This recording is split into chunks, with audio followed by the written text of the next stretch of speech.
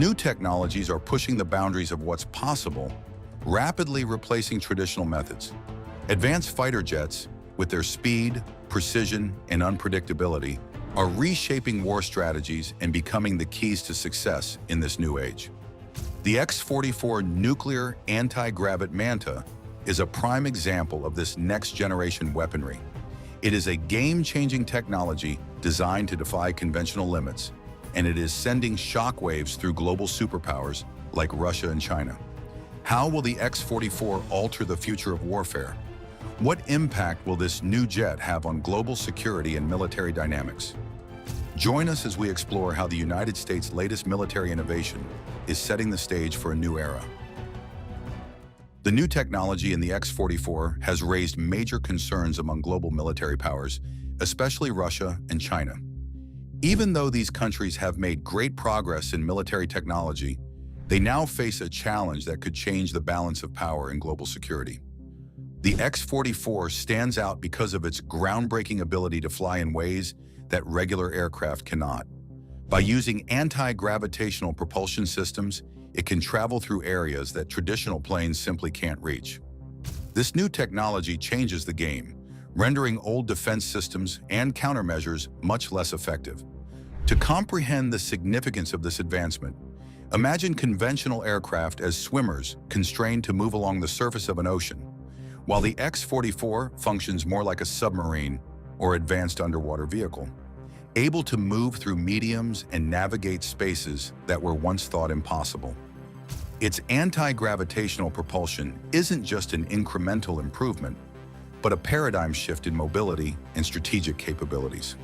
Traditional defense systems and countermeasures have been meticulously developed based on predictable flight patterns and known aerodynamic principles. These systems rely on understanding an aircraft's potential trajectories, speed limitations, and physical constraints. The X-44's technology effectively renders these established defensive strategies obsolete by introducing unprecedented spatial navigation. The mechanisms that are designed to track planes following standard flight paths are critically vulnerable to the X-44's revolutionary maneuverability. Both Russian and Chinese military leaders have publicly voiced significant apprehension about how this technology could fundamentally undermine their established defense strategies in future military planning. Recognizing that conventional countermeasures may become obsolete against such an advanced aerospace platform, the Anti-Gravit Manta was a secret aircraft design from the late 1990s, which stands for Multi-Axis No-Tail Aircraft. What made this design special is that it has no rear stabilizers, none of those vertical or horizontal surfaces that are normally seen at the back of planes. Instead, it controls its movement by changing the direction of its engine thrust. Think of it like this. Regular planes use flaps on their tails to turn and point up or down. The X-44 would skip all that and just redirect where the engines were pushing. The design is not completely new. They based it on the F-22 Raptor fighter jet, but stretched the wing into a triangle shape and got rid of all tail surfaces. In the wake of World War II, NASA and the Air Force launched an ambitious vision, a revolutionary aircraft unlike anything seen before. Engineers debated whether to test their innovative technologies on the sophisticated F-22 Raptor or the battle-proven F-15 fighter before advancing to a full X-44 prototype. With test flights targeted for 2007, the project was to develop America's aerospace legacy as quickly as possible. The engineers were not just interested in creating one experimental aircraft, they wanted to push the boundaries of flight technology, and this ambition caught the attention of the government and contractors who funded the initial research to see if the project could become a reality. In June 1999, the National Aeronautics and Space Administration gave the green light to the project, officially naming the aircraft X-44A. However, by 2000, funding for the X-44 had dried up, and the program faced uncertainty. Despite this, the lessons learned from the Manta project weren't lost. The innovations from the X-44 program influenced future aircraft designs, particularly the development of the F-22 Raptor. One of the key ideas that emerged from this experimental aircraft was the removal of traditional tail fins, a concept that was later explored in FB-22 designs. The tailless shape revealed crucial insights about radar signature reduction and aerodynamic efficiency, two elements that became fundamental to the F-22's blueprint. This shift established the foundation for next-generation encryption in high-performance aircraft, pointing toward a future where clean, minimalist designs deliver unprecedented maneuverability and radar evasion. The X-44's influence on stealth technology and aircraft design didn't stop there. It highlighted the potential for aircraft to rely on advanced propulsion and thrust vectoring instead of conventional flight controls. Although the project itself was cut short, its legacy lived on, pushing engineers to rethink traditional design principles and inspiring future innovations in the aerospace industry. Today's aircraft are not only faster, stealthier, and more agile, but they also represent the culmination of decades of research, design, and testing that began with projects like the Anti-Gravit Manta project. Engineers designed the X-44 to break the sound barrier in seconds, faster than any previous fighter. It could travel 3,000 nautical miles and, with refueling, stay airborne for 50 hours. The aircraft was built to strike time-sensitive targets quickly while staying nearly invisible to radar thanks to its special shape and passive detection avoidance features. Like something from a sci-fi film, this jet uses a special coating called parallax that makes it hard to spot with radar or even the naked eye. When flying at high speeds, pilots rely on the same depth perception techniques that human eyes use to judge distance. A jet's targeting systems work by creating depth perception by comparing slightly different views. This helps pilots know exactly how far away enemy aircraft are.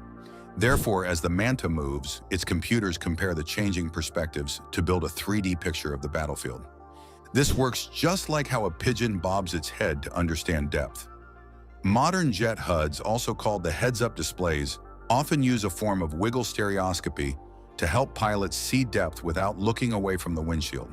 The display shifts slightly as the pilot moves, creating a 3D effect that makes targeting faster and more accurate. For years, the X-44 stayed secret and many people thought it was just a rumor, but now new information is coming out.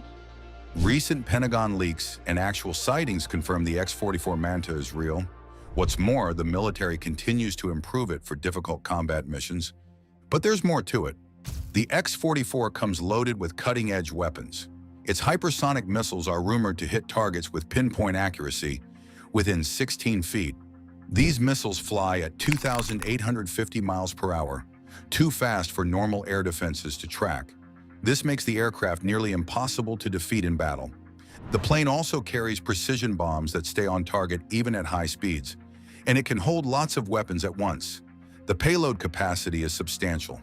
Picture the aircraft zooming at 1,740 miles per hour, completely invisible to radar as it crosses the battlefield. Insiders confirm that even without weapons, the Manta strikes like lightning, deadly to anything in its path. To control flight, the jet relies on thrust vectoring technology rather than traditional control surfaces. Its design eliminates the need for rudders and ailerons, using thrust direction instead to achieve precise movement. When decelerating, the aircraft adjusts its engine nozzles to increase drag and slow down efficiently, ensuring smooth control even at high speeds. In simpler terms, this is like steering a boat with a movable motor instead of a rudder. The jet changes direction by changing where its power goes, not by using separate steering parts. The X-44's design is optimized for high-speed flight. Its sleek, streamlined shape follows the area rule, with the majority of the body positioned ahead of the wings, reducing drag at supersonic speeds. To maintain stealth, weapons are stored internally within the body, keeping them concealed from radar detection. It also features retractable landing gear and a tail hook for emergency landings, enhancing its versatility in various flight conditions. To stay safe, the aircraft has systems to put out fires and prevent fuel tank explosions. The engines sit close together at the back. They have rectangular nozzles that can tilt up or down by 20 degrees to help control the plane. These nozzles work with the flight controls and management system. Each engine has two separate digital control systems from Hamilton Standard and can produce up to 35,000 pounds of thrust each. The Manta's power-to-weight ratio at normal fighting weight is almost 1-to-1 in standard power and 1.25 with afterburners on. Its fixed air intakes sit on the shoulders of the plane, offset from the front body to avoid turbulent air and create angled shock waves with their upper inside corners, which helps maintain good air pressure and efficient airflow at supersonic speeds. Without relying on external fuel tanks, the X-44 flies at supersonic speeds with afterburners engaged. It is designed with a large internal fuel capacity for extended range and mission flexibility, with the option for in-air refueling to support long-duration operations. The aircraft also includes a refueling connection and a backup power system for operational reliability in critical situations. The Manta's encryption capabilities work through intelligent design rather than special materials. Unlike earlier stealth aircraft, it primarily deflects or absorbs radio waves through its shape and structure rather than relying heavily on radar-absorbing materials. This engineering approach offers significant practical advantages. Traditional radar-absorbing materials require extensive maintenance and are vulnerable to environmental damage, creating operational challenges. In contrast, the Manta can be serviced in standard facilities without specialized climate-controlled environments. Therefore, it incorporates an innovative self-diagnostic system that continuously monitors its observability effectiveness. This technology alerts pilots when any aspect of the system becomes compromised, providing real-time information about when maintenance is required and ensuring optimal performance throughout missions. While the exact radar signature is secret, it was revealed in 2009 that from certain angles, the aircraft reflects about as much radar as a small steel marble. The plane can also carry a special reflector to make itself more visible on radar when needed. When secrecy is required for missions, the plane is ready to go 62 to 70% of the time. The fighter jet's sophisticated defense systems provide the pilot with real-time threat detection and response capabilities. A network of 6 highly sensitive sensors creates an omnidirectional shield, scanning the entire surrounding airspace for potential heat signatures that might indicate incoming threats. These sensors act like vigilant electronic guardians, continuously monitoring the aircraft's environment. When the system detects an imminent threat, it instantly alerts the pilot and recommends precise countermeasure deployment, such as releasing infrared deflecting flares or radar jamming chaff to confuse and evade potential missile locks.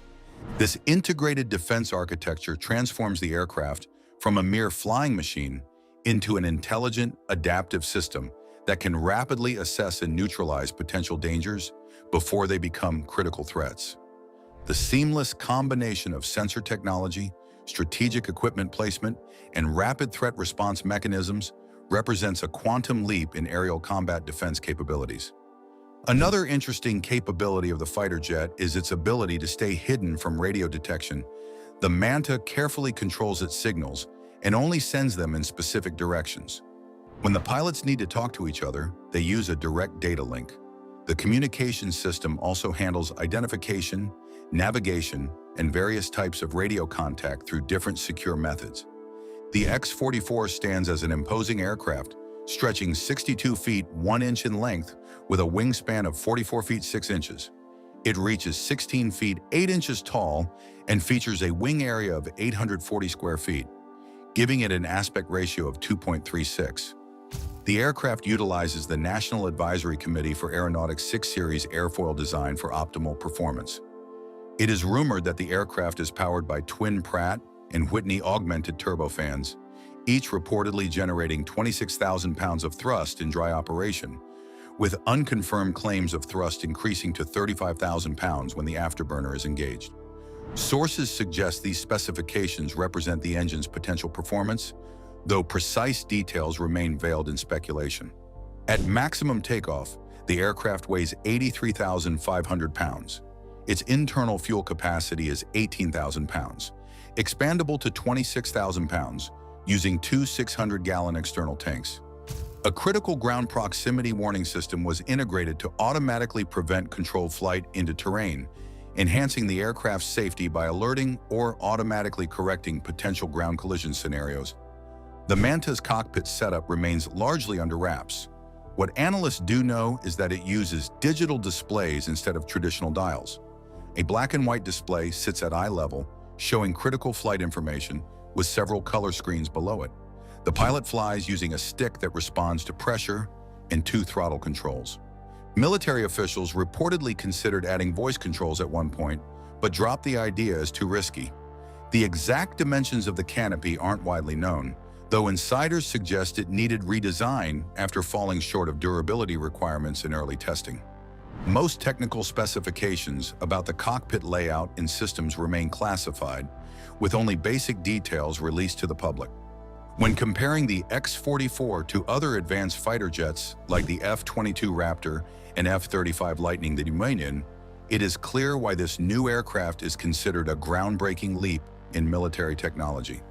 The F-22 and F-35 have long been regarded as the pinnacle of camouflage technology and air superiority, offering unmatched capabilities in speed, invincibility, and precision.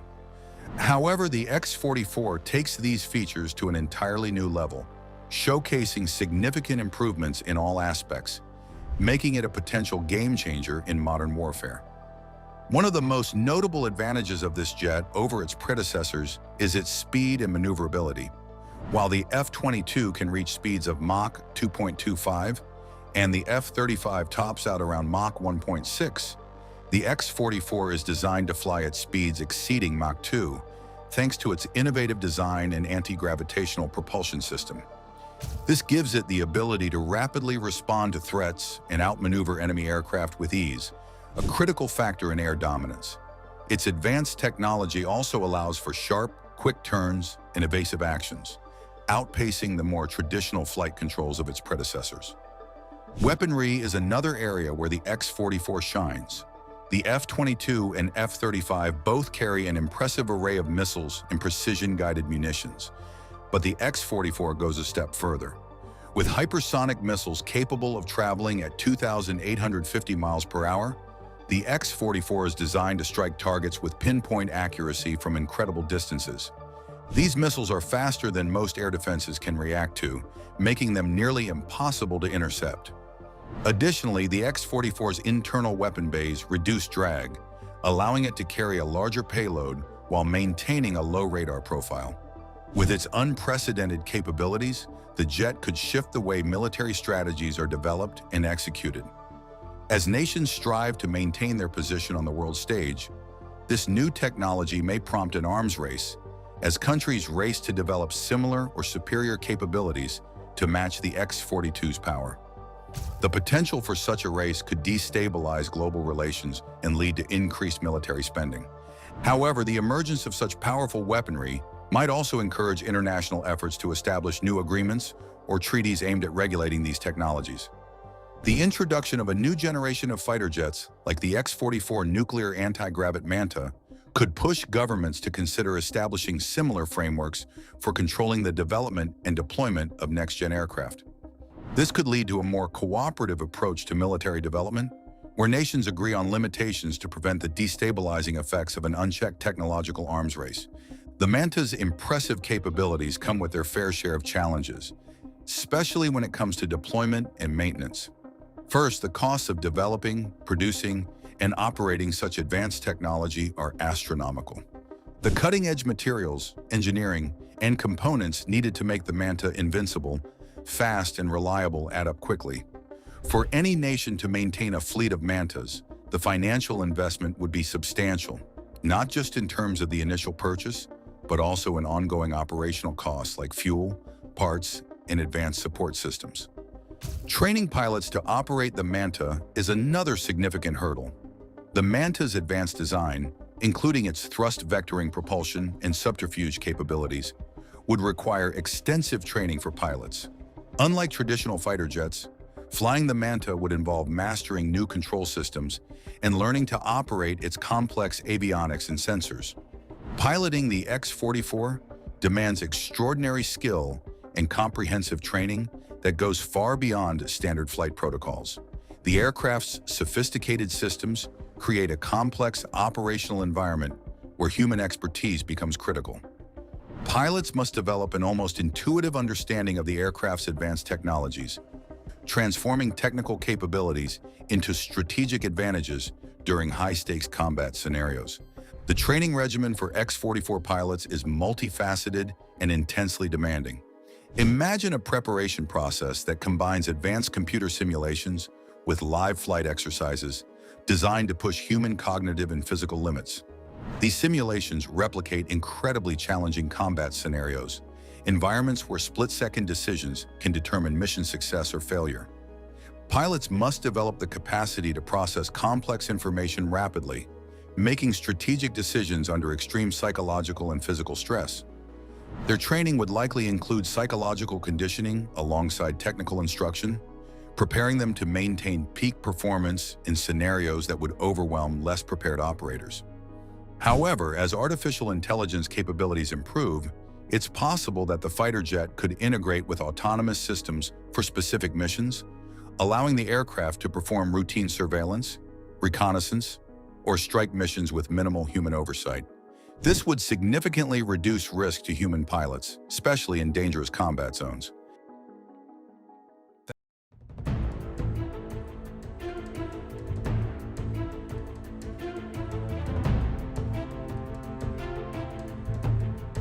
Japan's military history dramatically turned in the early 1900s when they revolutionized naval warfare by creating the first aircraft carrier. But everything changed when they stepped back from military power and chose peace instead. That peace lasted for many years. But now things are different. With China becoming more aggressive, Japan has strengthened its navy again. Thanks to its strong $4.9 trillion economy, they have built new high-tech aircraft carriers equipped with cutting-edge fighter jets. The message to China is clear: Japan will stand up for itself. But how do they match up against China's expanding navy? And what does this mean for the future of the Pacific? Join us as we examine Japan's new aircraft carriers and their hidden message to rival countries. Back in 1922, Japan changed how naval battles would be fought forever. They built the Hosho, the world's first real aircraft carrier. But it was not just for show, it was their testing ground. Japanese engineers used it to figure out everything about carrier operations: how planes should take off, how they should land, and how the whole ship and aircraft system could work together smoothly. The Hosho proved that aircraft carriers were the key to controlling the seas. Japan went all in, building carrier after carrier: the Akagi, Kaga, Soryu, Hiryu, Shokaku, Sukaku, Taiho, and Unryu. Each new ship was bigger and better than the last, showing just how powerful Japan's navy had become. But it wouldn't last. The Unryu, their final carrier, sank in 1944 during World War II, and just a year later, atomic bombs hit Japan, changing everything. After the atomic bombs hit Hiroshima and Nagasaki, World War II, history's deadliest conflict, came to an end. Japan made a huge change. It would be a peaceful nation. No offensive weapons were allowed. That meant no long-range missiles, no nukes, and no aircraft carriers. They could only have weapons to defend themselves. Despite this, Japan found a clever workaround. They built 2 helicopter carriers that were as big as regular aircraft carriers, bigger than Italy's. For years, people wondered if these were just aircraft carriers in disguise. Now there is no more guessing. With China becoming more aggressive, Japan has officially turned these ships into proper aircraft carriers. They are called the Izumo class and are Japan's first aircraft carriers in over 70 years. The ships Izumo and Kaga joined Japan's navy in 2015 and 2017. Each weighs 27,000 tons and can carry 28 helicopters. But what makes them special is their design. These ships were built to be easily converted into full aircraft carriers. They already have most of what they need. The rest can be added quickly when required. So while Japan calls them helicopter carriers, they are aircraft carriers in waiting. Let's explain what the debate is all about. To get the full picture, we need a clear picture of what a helicopter carrier is and why it matters so much to any country with one. A helicopter carrier is a special type of aircraft carrier that is built mainly for helicopters. It has a big flat deck for aircraft to land and take off. This deck can run the whole length of the ship, like on the Royal Navy's Ocean, or it might only cover part of the ship, usually the back end, like on the Soviet Navy's Moskva class or the Chinese Navy's Type 0811A. Most helicopter carriers also have an indoor hangar deck below where they can store and fix their helicopters. These days, it is tricky to say what counts as a pure helicopter carrier. Things got more complicated when planes like the Harrier and F-35 came along. These can take off and land vertically. Take the United States Navy's Wasp-class ships. They carry 6 to 8 Harriers plus more than 20 helicopters. So really only the smaller ships that can't handle these special planes, or older ships from before the Harrier existed, are truly helicopter carriers. Many modern ships that can work with these vertical takeoff planes are called light aircraft carriers instead. Some ships, like the Wasp class, can also move troops like Marines and get them to shore, which is why they're called landing helicopter docks. On the other hand, a full-blown aircraft carrier is a warship that acts as a floating airport, with a long flat deck and storage areas below for aircraft. It lets naval forces use aircraft thousands of miles from home without needing land-based airports. Aircraft carriers have come a long way since they first appeared as wooden ships carrying single observation balloons in the 1900s. They are massive nuclear-powered vessels that can carry anywhere from 40 to 60 different aircraft, from fighter jets and attack planes to helicopters and early warning aircraft. Now back to Japan. The Kaga is a powerful ship in Japan's Navy. Japan officially calls it a multi-purpose operation destroyer. It is the second ship of its kind, following its sister ship, the Izumo. The Kaga is from an old Japanese province, now part of Ishikawa Prefecture. Construction began in October 2013 at Japan Marine United's Yokohama shipyard. The ship was launched in August 2015 and entered service in March 2017. The Kaga's flight deck is built for action, with 5 spots where helicopters can land or take off at the same time. This makes it similar to American ships, such as the Wasp and America class. Experts noticed something interesting about Japan's new helicopter destroyers in 2010. It looked like they were designed to handle more than just helicopters. People started speculating that the ships could launch fighter jets like the V-22 Osprey and the F-35 Lightning II. And guess what? They were right. Japan announced plans to upgrade the Kaga and Izumo to carry the F-35B, a special version that can take off and land vertically. They started fixing them up in 2022, and it would take about 5 years to get each one ready. The planned changes to Kaga will be more expensive and extensive than the work done on its sister ship. The modifications include reshaping the front of the vessel. The initial phase of construction finished in the early 2024. In 2019, Prime Minister Shinzo Abe approved a defense budget of 26.2 trillion yen, or $238.72 billion to be distributed over 5 years. This money would cover upgrading Izumo and Kaga and buying 147 F-35A and F-35B stealth fighters. The Mainichi Shimbun newspaper reported that Japan's Air Self-Defense Force plans to get 42 F-35B aircraft. They will bring in 18 by 2023, 6 in 2024, and 2 in 2025, and the first group will form one squadron of about 20 planes. Defense Minister Nobuo Kishi picked Nutabaru Air Base in Miyazaki Prefecture, Kyushu, to host these F-35Bs. The base sits close to the Southwest Islands, including Okinawa, and near the Kure Base in Hiroshima Prefecture, where Kaga is stationed. The Kaga stretches 814 feet, or 248 meters, and weighs 27,000 tons. That makes her the biggest ship in Japan's maritime self-defense force. She is a light carrier similar to Italy's Cavour and about the same size as many countries' amphibious ships, but she is much smaller than supercarriers. Take the USS George H.W. Bush, which is 1,092 feet, or 333 meters, long and weighs over 100,000 tons and protects itself with 2 phalanx and 2 CRAM close-in weapon systems.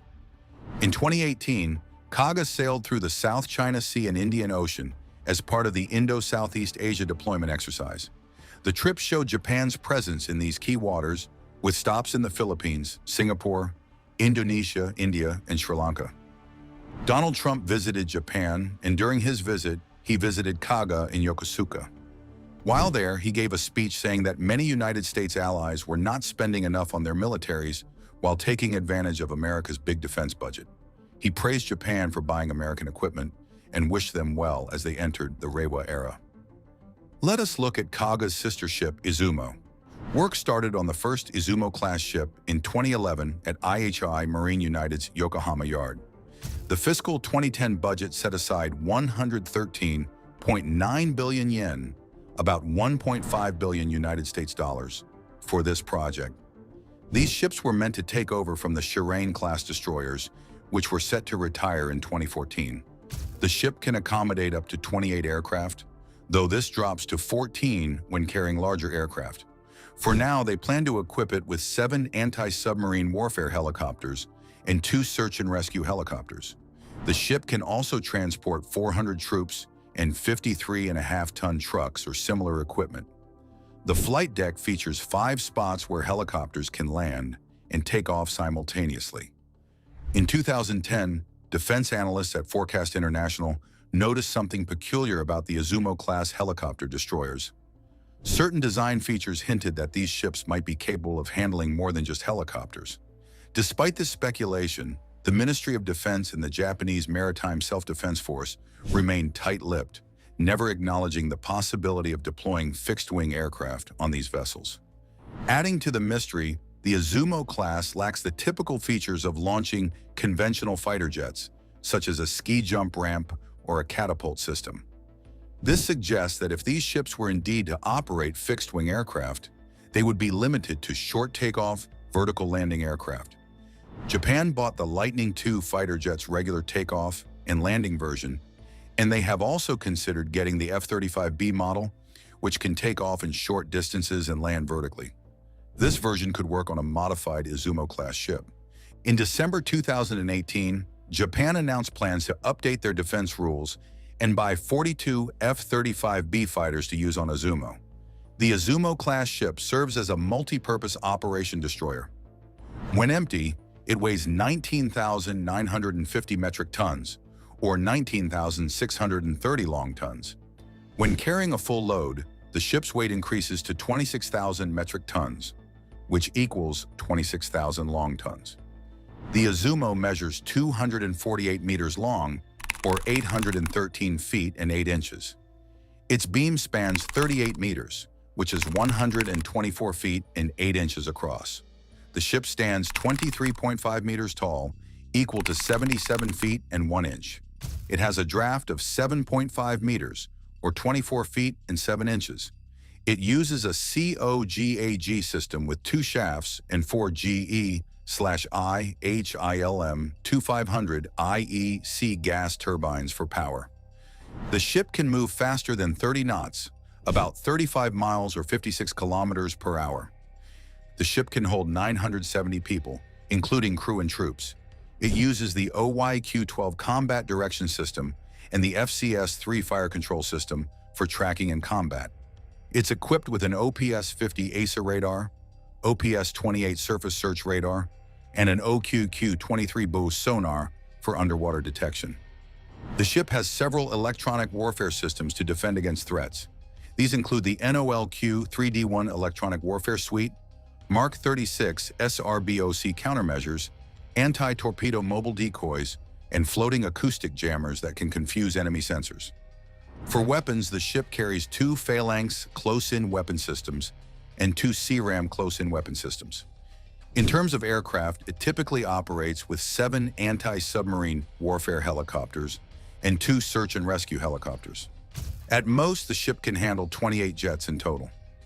After joining the fleet at Yokosuka Port in Japan in March 2015, Izumo quickly got to work.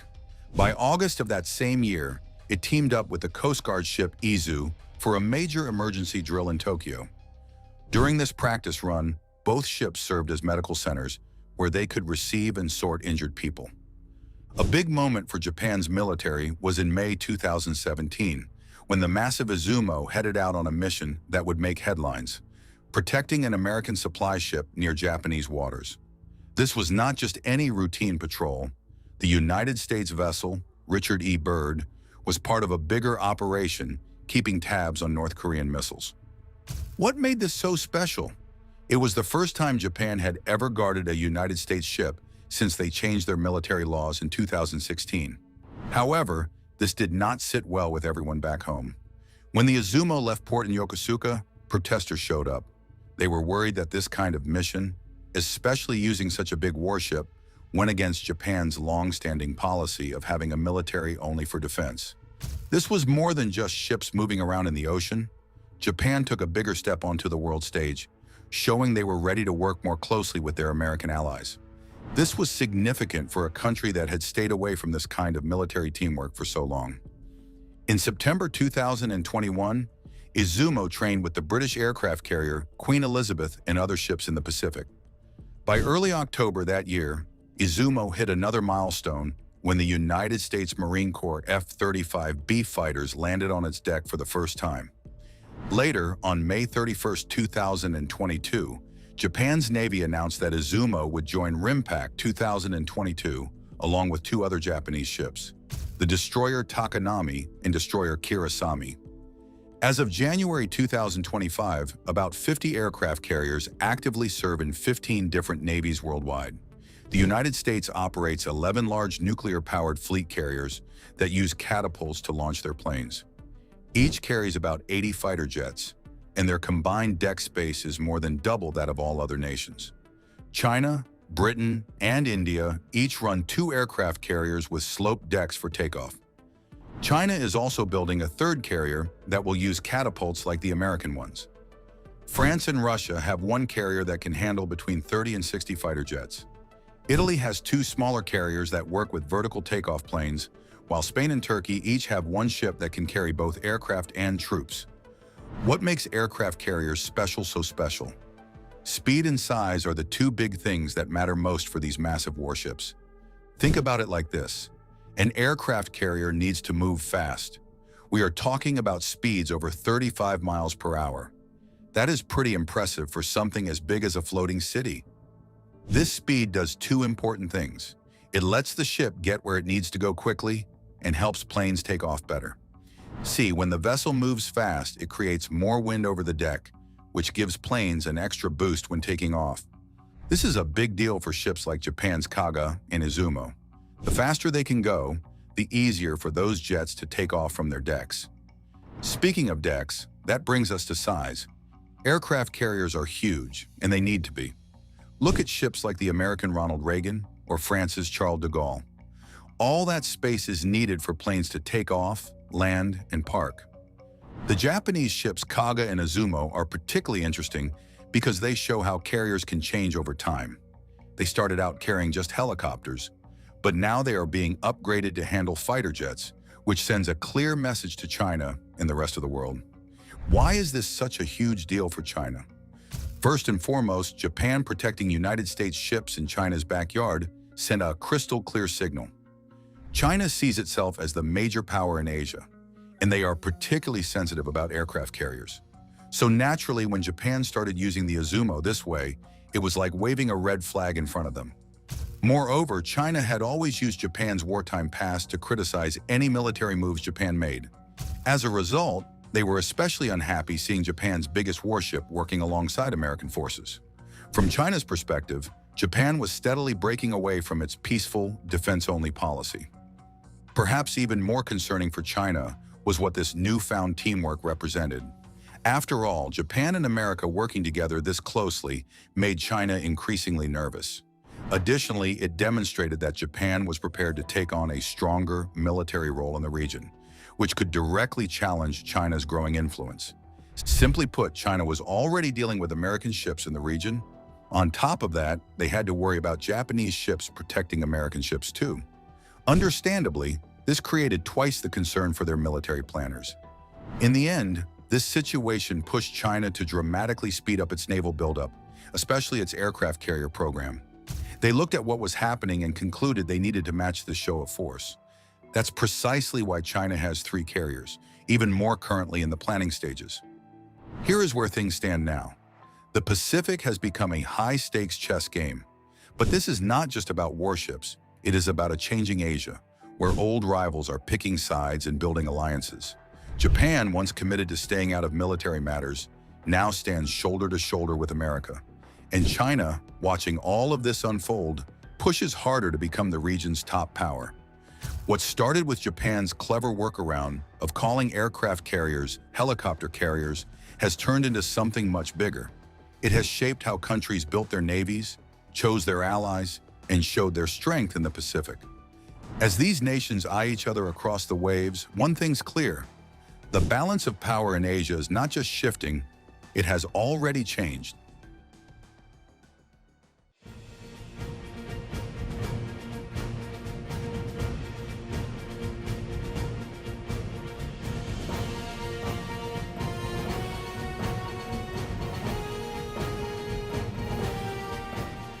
Imagine being outnumbered, and survival depends on outsmarting enemies.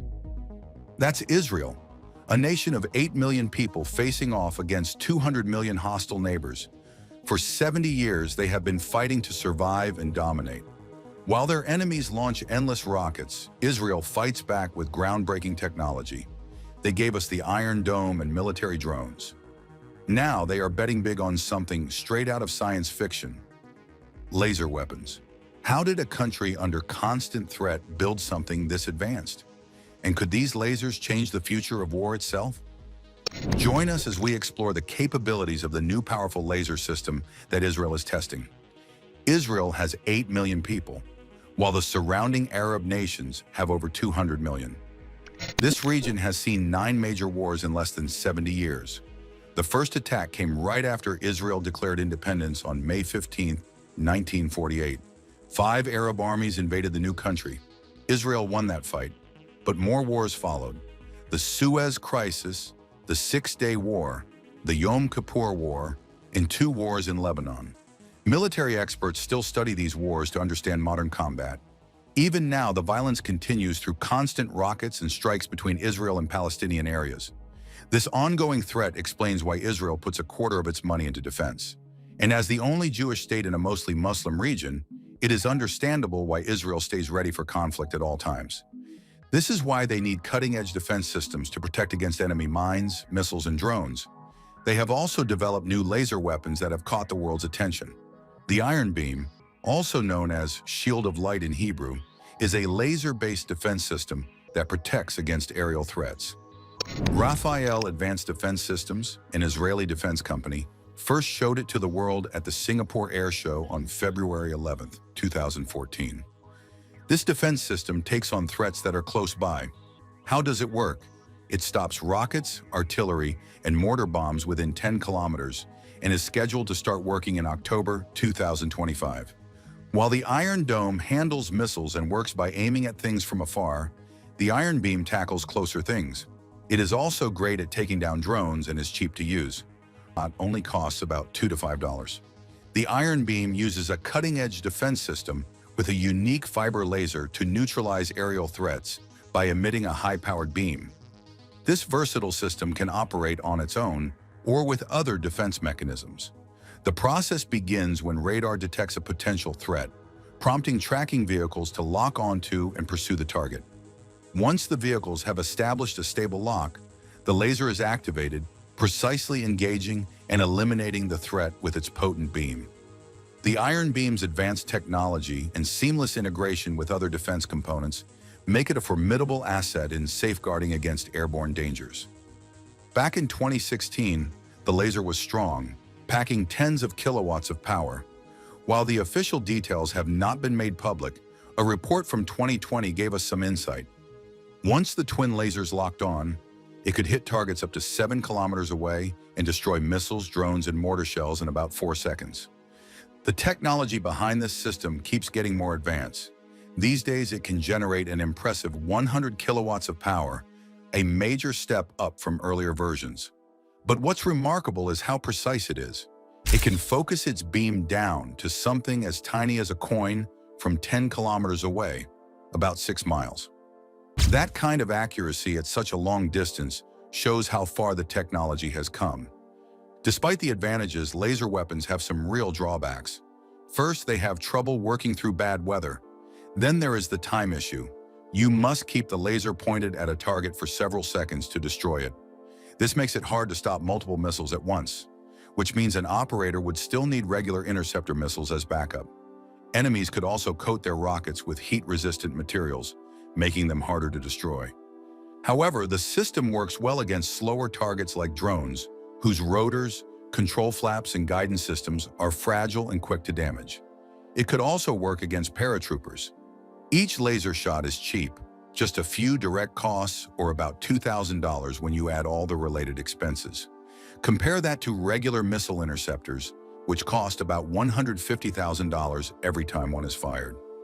As of 2016, the Iron Beam received most of its funding from the Israeli Ministry of Defense. They engaged Rafael to work on extending the system's range. Due to this mission, they joined forces with other companies to improve the prototype. In December 2022, Rafael and Lockheed Martin joined hands to create a laser defense system building on the original Iron Beam project. The plan was to build a system using two solid-state lasers to reach up to 300 kilowatts of power. The system would be able to use multiple beams to attack different targets at the same time. On July 18, 1996, the United States and Israel agreed to work together on a tactical high-energy laser project called the Advanced Concept Technology Demonstrator. The system used deuterium fluoride chemical laser technology.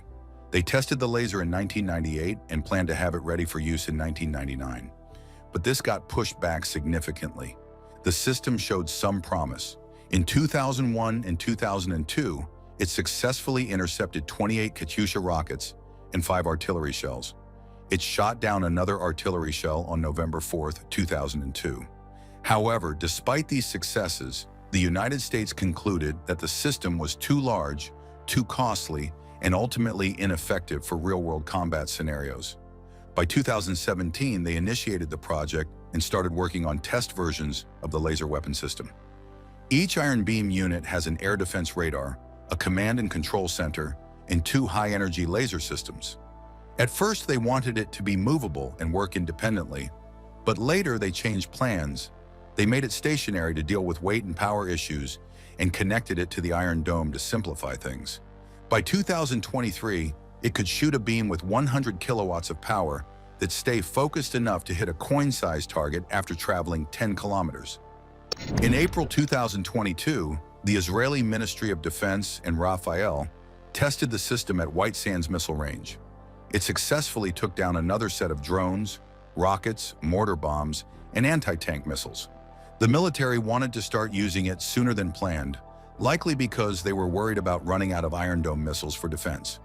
Prime Minister Naftali Bennett said in February 2022 that Israel would have the system up and running within a year. But those plans changed. In October 2022, Rafael said it would take 2 to 3 years before the 100-kilowatt weapon would be ready. However, they showed off a new version of the Iron Beam made for ships on May 2023. This naval system can shoot a 100-kilowatt laser beam several kilometers to protect vessels from groups of drones and anti-ship missiles. They kept the turret the same size as the land version. The technology was perfect because it allowed ships to either build it into their structure or add it in containers when needed.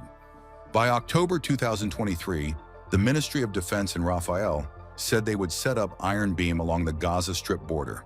They wanted to test it against rockets that Hamas was firing during the Israel-Hamas war. On January 24, Colonel Nir Weingold, who leads Israel's Weapons Development Office, Mossad, gave an update.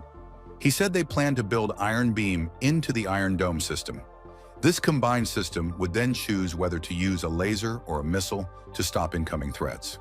Shortly after, they showed off a smaller version called Light Beam. You can put it on light vehicles to take out flying improvised explosive devices. It was not as powerful as the full system, but had a 10-kilowatt beam that could reach 2,000 meters. Despite their futuristic appeal, whether laser weapons will be practical and effective enough for widespread military use is still an open question. There are some significant technical challenges to overcome. One of the biggest issues is atmospheric thermal blooming.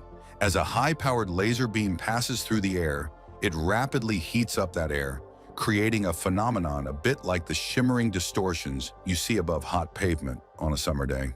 This effect scatters and defocuses the beam, greatly reducing its intensity and effective range. Engineers are still working on ways to solve the thermal blooming so that laser weapons can operate more effectively. Have you ever tried looking through a window covered in fog or steam? It's hard to see clearly. Lasers face a similar challenge. When particles like dust, smoke, or moisture float in the air, they block and scatter laser light. Imagine shining a flashlight through a misty morning. The light gets weaker, spreading out and losing its focus. Lasers work the same way. Fog, dust, rain, snow, smog, sea spray, and even artificial chemical clouds disrupt the laser's path. This means laser weapons work best in perfect conditions, clear, dry air. But battlefields and combat zones are rarely perfect. Wind, rain, smoke from fires, and dust kicked up by vehicles can all reduce a laser weapon's effectiveness. In the real world, these limitations make laser weapons less practical than they might seem on paper. This is why some proposed laser weapon designs operate in a vacuum chamber until the moment before firing. This gives the initial part of the laser beam a clear path to build up intensity. However, maintaining a vacuum and a precision optical path makes such designs extremely complex. The United States Navy has been actively testing laser weapon systems, but these have been relatively short-range, low-power systems designed for niche roles. For instance, the Navy tested a 30-kilowatt system called the Laser Weapons System with an effective range of about 1 mile. To give you a sense of the scale and design of these early systems, they have been described as 6 industrial welding lasers strapped together. So why not just build bigger lasers? The problem is that laser weapons are incredibly power-hungry. The 30-kilowatt LAWS requires about 300 kilowatts of electrical power to operate, enough to power a few dozen homes. Scaling up to larger lasers in the hundreds of kilowatts or megawatt range requires ship-based power plants and cooling systems that don't exist yet. This is an immense engineering challenge.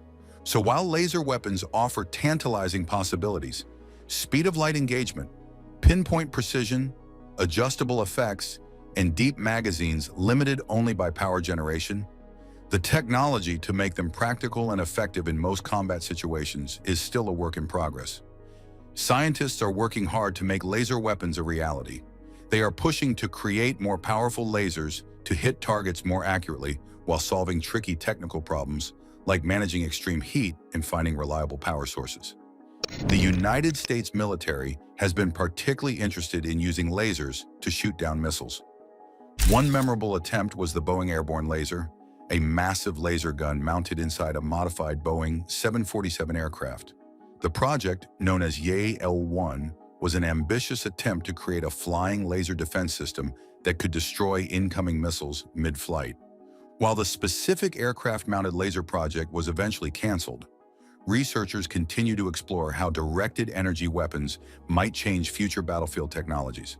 The goal remains to find a way to create laser weapons that are both practical and effective in real-world conditions.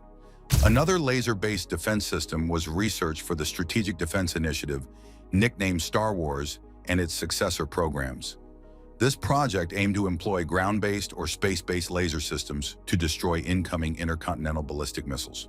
However, various practical challenges, such as directing a laser over a large distance through the atmosphere, complicated the implementation of these systems. Optical scattering and refraction would bend and distort the laser beam, making it difficult to aim and reducing efficiency. In the early 21st century, several nations started developing laser-based systems to counter a growing threat: small, unmanned aerial vehicles, more commonly known as drones. To understand why this is important, consider how much havoc even a small drone could wreak if it got into the wrong hands. Imagine a hostile group using a cheap, off-the-shelf drone to spy on sensitive locations, disrupt events, or even carry explosives. It is a scary thought, but a very real possibility in today's world. Drones have become an integral part of the United States military strategy due to their ability to gather intelligence and engage targets without risking the lives of human pilots. Additionally, the use of drones can be more politically palatable compared to traditional manned missions, as the potential loss of a drone is less controversial than the loss of a human life. Their military employs drones for various tasks, including scouting, patrolling, and targeted strikes. Turkey has also recently become skilled at making drones. They have put a lot of effort into improving their drone game, and it shows. Turkish drones have been popping up in conflicts all over the place: Syria, Libya, Azerbaijan, you name it. They have found that drones are a great way to project power and influence without putting Turkish troops in harm's way. And that is why Iran and Iraq have been using drones to mess with Israel. Many of those drones are made in Turkey. Turkish drones are usually less expensive and simpler to control than high-tech American or Chinese ones. That means even countries like Iran and Iraq can get their hands on some decent drones without breaking the bank. It is common knowledge that Iran and Iraq are not exactly best buddies with Israel. So when they want to spy on Israel, or maybe even attack them, drones are a handy tool. They can fly them across borders without risking actual pilots. If a drone gets shot down, they will just send another. Traditional defenses struggle against small drones. They are too small for most radar systems to detect reliably. They are slow and low flying, making them hard targets for conventional anti-air weapons designed to hit fast, high-altitude aircraft. And they are cheap enough that an enemy could overwhelm defenses with many of them. That is where these new anti-drone laser systems come in. Think about how hard it is to stop a small, fast-moving drone. Missiles are expensive and can cause a lot of damage around the target. Lasers are different. They hit the drone instantly, traveling at the speed of light. You can zap a single drone with a laser without harming anything nearby. Another major advantage is the cost. A missile can cost thousands of dollars. A laser shot? Just the price of the electricity to power the weapon. It is like comparing firing an expensive rocket to flipping on a light switch. Imagine a system that can precisely target a tiny drone, buzzing through the sky, stopping it in its tracks without creating a massive explosion. That's the promise of these new laser defense technologies. The United States is leading the way in anti-drone laser technology. Let me tell you about two standout examples. Defense industry powerhouse Lockheed Martin showed what their ATHENA system could do. It's got a 30-kilowatt laser that goes by ALADIN and can blast drones right out of the air. The name Athena stands for Advanced Test High Energy Asset. So yeah, it's still a test system and not battle-ready yet, but it gets the job done. Not wanting to be left in the dust, Lockheed's big rival Raytheon pulled the curtain back on their anti-drone laser in 2019. They call it the High Energy Laser Weapon System. Raytheon says this laser can pick out a drone and zap it up to 3 kilometers out. That is almost 2 miles. Not too shabby. China is also making a huge number of drones. The country is designing drones for its armed forces and selling them worldwide. It is a smart strategy. Drones are becoming the future of warfare, and China wants to be a leader in this technology. Chinese combat drones are getting better. They are not just catching up to United States technology. In some cases, they are right on its heels. Their government is pouring money into research, pushing engineers to create more advanced, capable drones. The Wing Lung 2 is a killer example. It is similar to the United States Predator drone, but with some serious upgrades. This medium-altitude, long-endurance drone can carry multiple missiles and conduct surveillance missions. It can stay in the air for over 20 hours, giving military commanders extended eyes in the sky. Israel also has 2 notable drone models that show its advanced military technology. The Hermes 900 is a game-changer. Developed by Elbit Systems, the Israeli Defense Forces use this medium-altitude, long-endurance drone extensively. It can stay airborne for over 30 hours, carrying multiple sensors and surveillance equipment. This drone has been battle-tested in multiple conflict zones, proving its reliability and effectiveness. The Harp is another impressive system. It is more than just a typical drone. It is designed to hunt and destroy enemy radar systems. The Harp can fly around searching for targets and crash into them, destroying itself and the enemy equipment. That's why laser weapons are so exciting. Like the United States, Israeli researchers understand laser weapons' promise and limitations. The technology is promising, but it's not a cure-all. The two countries continue to push the boundaries, working to overcome technical hurdles and create more reliable defense systems.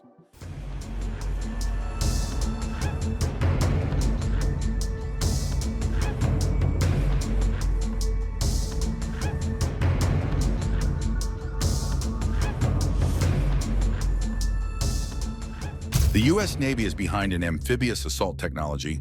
While America's military forces have always boasted of their modern war machinery, Sweden's CB-90 assault boat generates a buzz. Exceptional in its agility and speed, The Swedish CB-90 assault boat has attracted rapid attention from the world's most powerful military forces. Recently, the U.S. Marines took it for a spin in Mexico's borders to test its capabilities. But what makes this machinery so powerful? And can it outrun similar vessels used by the U.S. and other countries? Join us as we dive into the power and the potential of the CB-90, a boat that may shape the future face of military operations. In the world of military technology, where everything is in a state of flux, innovation and speed have become the decisive factors that determine success in combat missions. The most significant breakthroughs in amphibious war technology are in the CB-90 assault boat, specially developed by CB Marine of Sweden. This boat has been of worldwide interest due to its unparalleled agility, speed, and versatility in operations. However, as military forces worldwide develop newer ways to show their strength on land, sea, and air, the CB-90 shows the future of amphibious assault and might soon become a key asset for countries wanting an edge in warfare. For decades, the U.S. military has been in charge of amphibious assault technology with vessels like the powerful, well-equipped landing ship tank and the landing craft air cushion. But the CB-90 represents something different, a balance of speed, stealth, and maneuverability without compromising capacity or firepower. The advanced engineering in the boat has made it notable for all military forces in the world, challenging the traditional view of what was considered an amphibious assault vessel. Developed by the Swedish firm CB Marine, the CB-90 is designed to conduct a range of tasks, from speedy amphibious landings to quick strikes in ferrying of troops.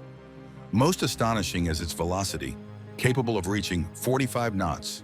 The CB-90 significantly outpaces most of the U.S. Navy's current crop of amphibious assault vessels, from the venerable landing craft air cushion to the decidedly more conventional landing ship tank. The design of the CB-90 is for maximum maneuverability and efficiency on all terrains.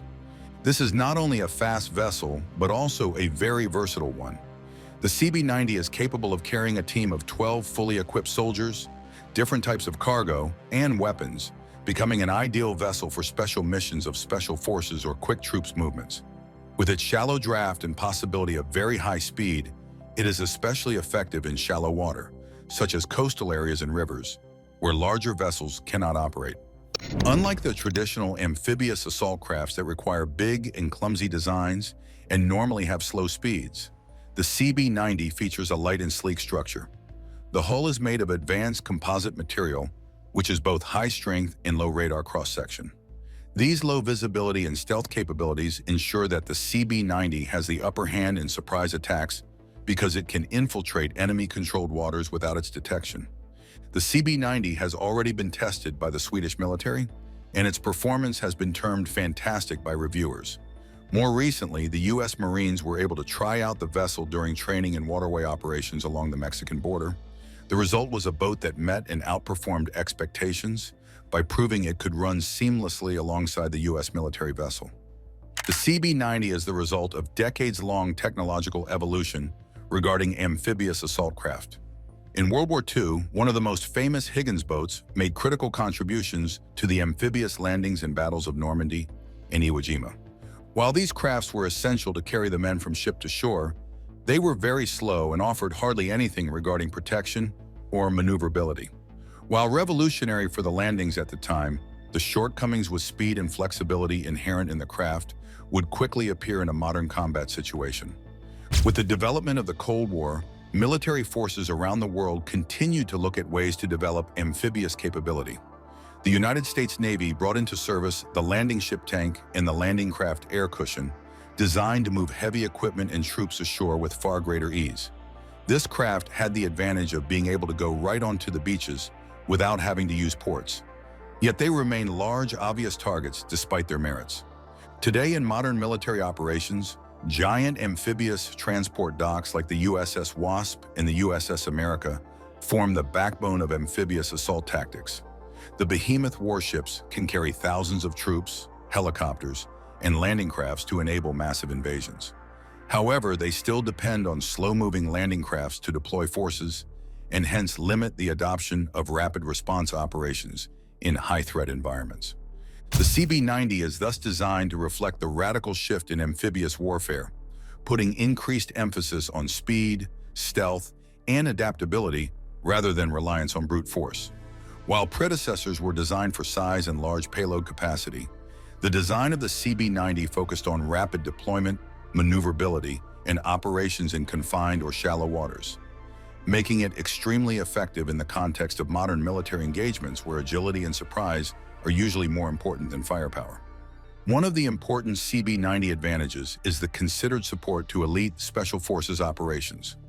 The vessel lets military units in action carry out high-risk missions with greater precision. This makes the CB-90 especially well-suited to elite units such as the U.S. Navy SEALs, British Special Boat Service, and Swedish Special Operations Group. These forces depend on high-speed, low-profile vessels for reconnaissance, direct action raids, and intelligence-gathering missions.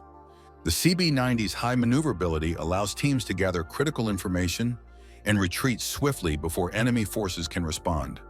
Additionally, its shallow draft enables operations closer to enemy shorelines than traditional landing craft, opening up new tactical possibilities in littoral warfare. The CB-90 is a game-changer in the field of amphibious warfare. It outperforms older variants and provides an overwhelming advantage where speed, stealth, and flexibility are paramount.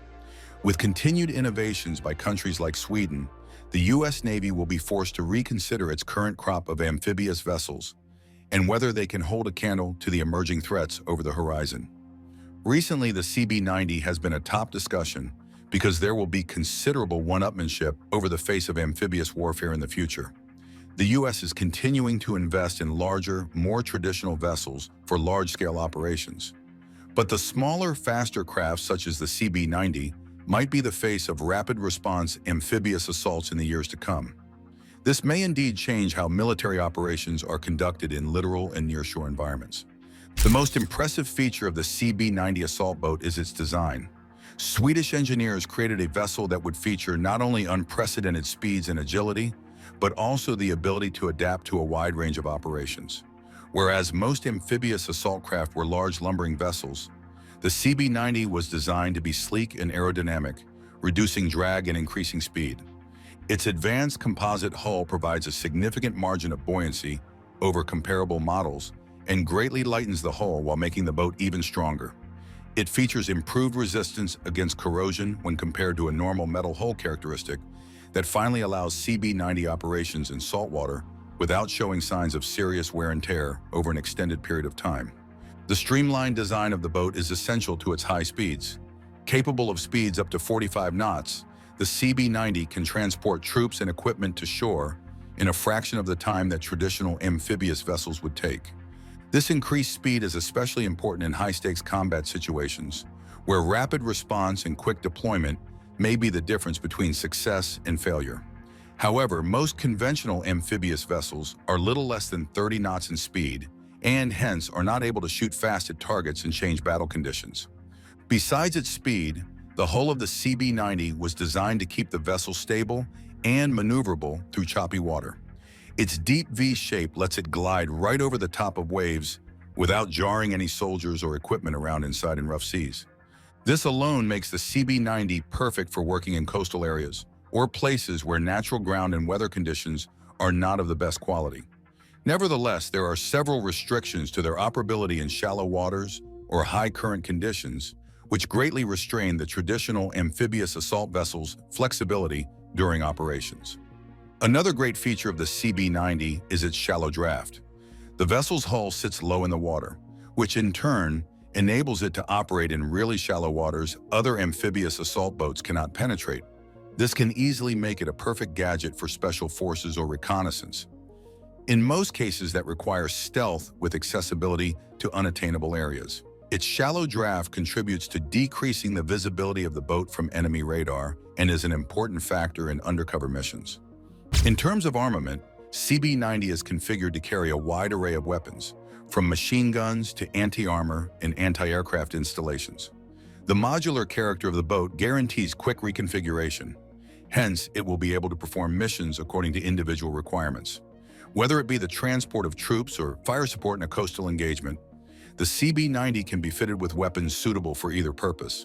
But probably the most revolutionary thing that can be said about the CB-90 is the way it can work in concert with other vehicles and platforms. It is networked to be able to join a larger military network, share data in real time, and coordinate operations with other craft and aircraft. It is very clear that a CB-90 is very useful in joint operations, where there is a need for effective communication among the air, sea, and ground forces.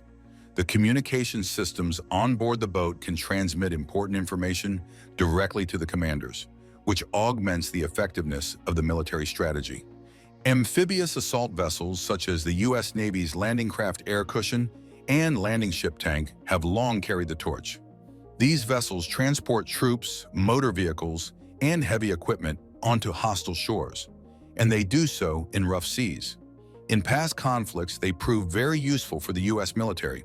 However, they had their deficiencies. The CB-90 offers a few advantages that may make it much more effective than the aforementioned assets in modern-day amphibious operations. One of the key differences between CB-90 and traditional U.S. vessels is its speed. In contrast, some of the other U.S. military fastest amphibious crafts, such as the landing craft air cushion, have topped out at an estimated 40 knots, only a handful of knots off the CB-90s, whereas many of the common landing ship tank varieties are only at approximately 12-knot speeds. The CB-90 is far and away faster. This would be very critical in high-intensity combat environments where rapid deployment is required. The CB-90 performs exceedingly well in its movement in the most complex of environments. The landing craft air cushion, as well as the landing ship tank, can touch the shores, yet their figures and mass restrict them from higher mobility within narrow or shallow water channels. The CB-90's shallow draft and lightweight design give it a distinct advantage in this regard, making it ideal for operations in coastal regions, river systems, or other areas where larger vessels might struggle to operate. It is this flexibility that creates so many more options and tactics, especially to reach remote areas or exploit enemy vulnerabilities that were not accessible before. The other aspects which help in overcoming traditional U.S. amphibious vessels are the stealth feature of the CB-90. The boat's low signature heat radar combined with reduced thermal value makes it much more difficult for hostile forces to track them. This is incredibly useful in situations where stealth is needed to achieve the element of surprise against enemy forces. Traditional amphibious assault vessels may be very good in most regards, but usually do not have much capability to go undetected in hostile waters, which diminishes their overall effectiveness in any sort of clandestine operations. Despite these advantages, there are areas in which the CB-90 does fall short compared to vessels in the United States. For example, the amphibious assault vessels of the U.S. Navy, especially the landing ship tank, are designed to carry heavier payloads and more troops than the CB-90.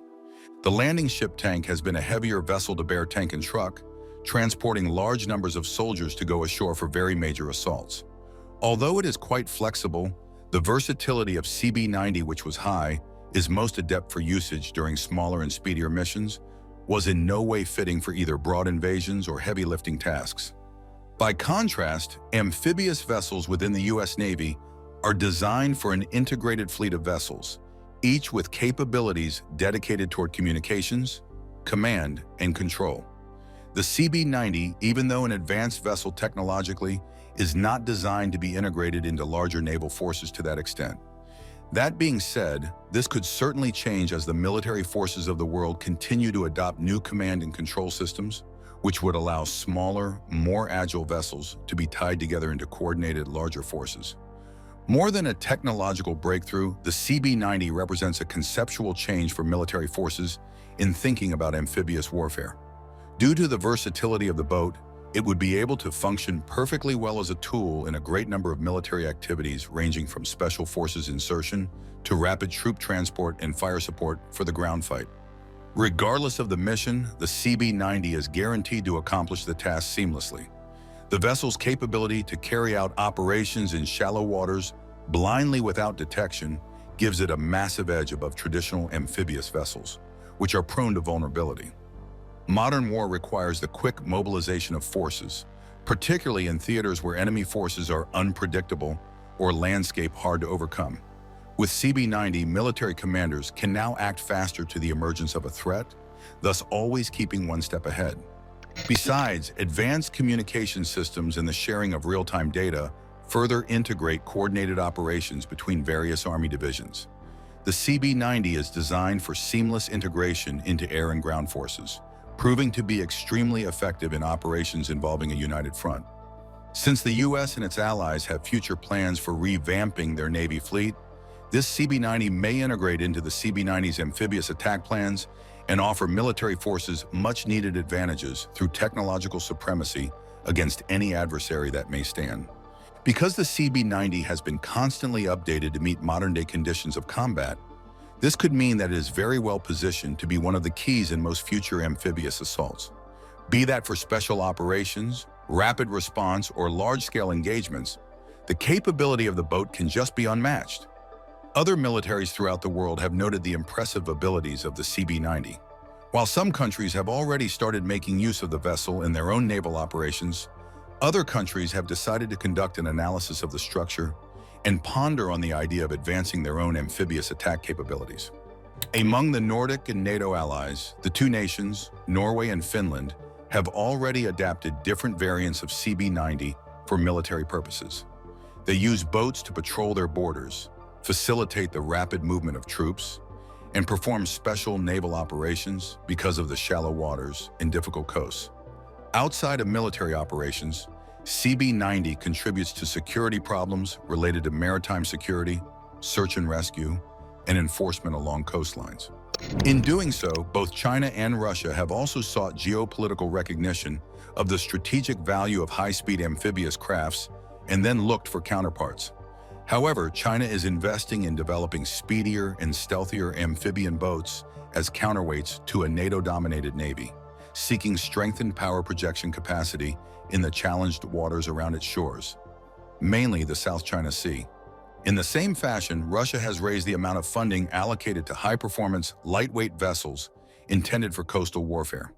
With the pace and agility that most modern naval battles require, investment by Russia is on the rise.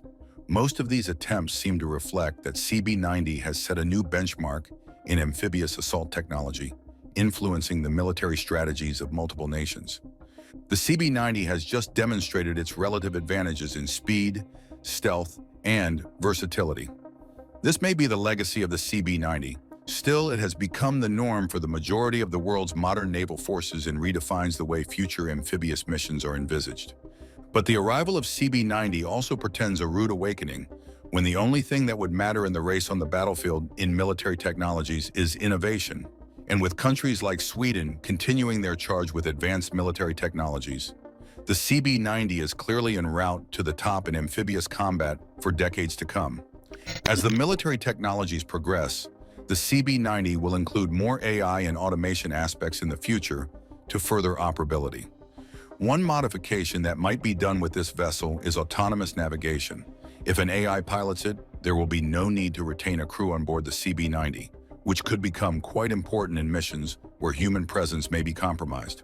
With enhanced autonomous navigation, humans would be required less often to take control, enabling faster decision-making in complicated environments. CB-90 Swedish assault boat is a revolutionary leap in technology in amphibious warfare. Its innovative design, unparalleled speed, and versatility of operation make the CB-90 different from traditional U.S. military watercraft and add a new dimension to how future amphibious operations can be undertaken. Traditional assault vessels have succeeded in most environments. However, the CB-90 adds new dimensions of speed, agility, and stealth.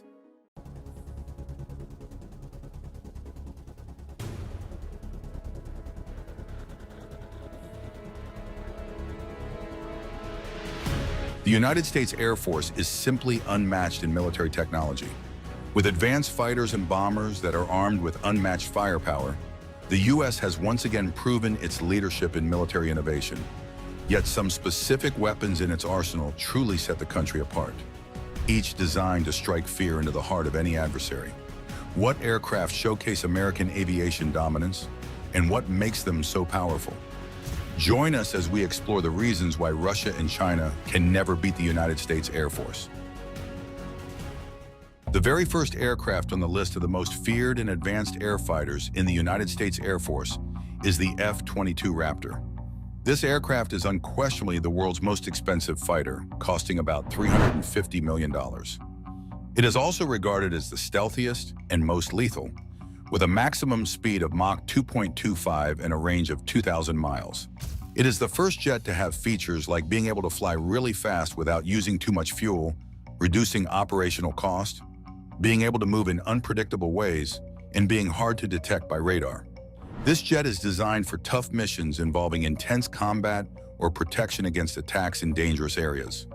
The jet's design is unique because it makes it fast and hard to detect on radar. Its wings and body are shaped to minimize radar visibility, and it has special parts like flaps and tails that help control its flight. The jet carries its weapons inside to stay hidden from radar, can refuel in midair, and has landing gear for emergencies. It also includes safety features like a fire suppression system and protection for its fuel tanks. The F-22 Raptor can fly faster and higher than older fighter jets, and this ability helps its sensors and weapons to work better. It can fly at supersonic speeds without needing extra fuel, allowing it to reach targets that other jets would run out of fuel before reaching. Also, because it carries its weapons inside, it can fly faster and farther than other fighters that have weapons hanging outside, causing more drag. With its powerful engines and design, it can fly at 50,000 feet, giving its missiles a longer range. Its structure is made with strong materials to handle the stress and heat of flying really fast for a long time, making it tough and able to survive attacks. Built for the intense demands of dogfighting, the F-22 excels in agility over range. Its Pratt & Whitney F-119 engines are capable of shifting thrust up and down by 20 degrees, allowing the jet to make tight turns without losing control. Coupled with its advanced and APG-77 Agile Beam AESA radar, which makes it a ghost on enemy radars, the F-22 combines unmatched maneuverability with almost invisible stealth, making it a formidable force in aerial combat. Moving on, designed after the F-22 is the F-35 Lightning II, a multi-role stealth aircraft with advanced avionics, a top speed of Mach 1.6, and 18,000 pounds of payload capacity.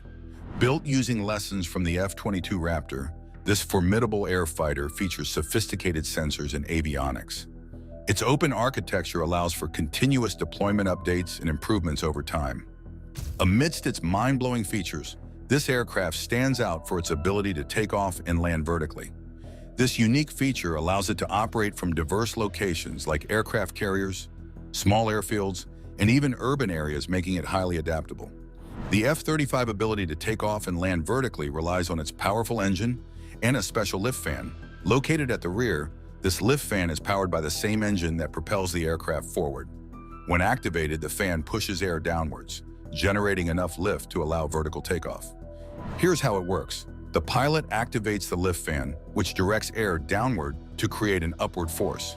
This, combined with the engine's thrust, lifts the aircraft vertically. Once it's airborne, the pilot shifts from vertical to horizontal flight. This vertical takeoff capability offers many advantages.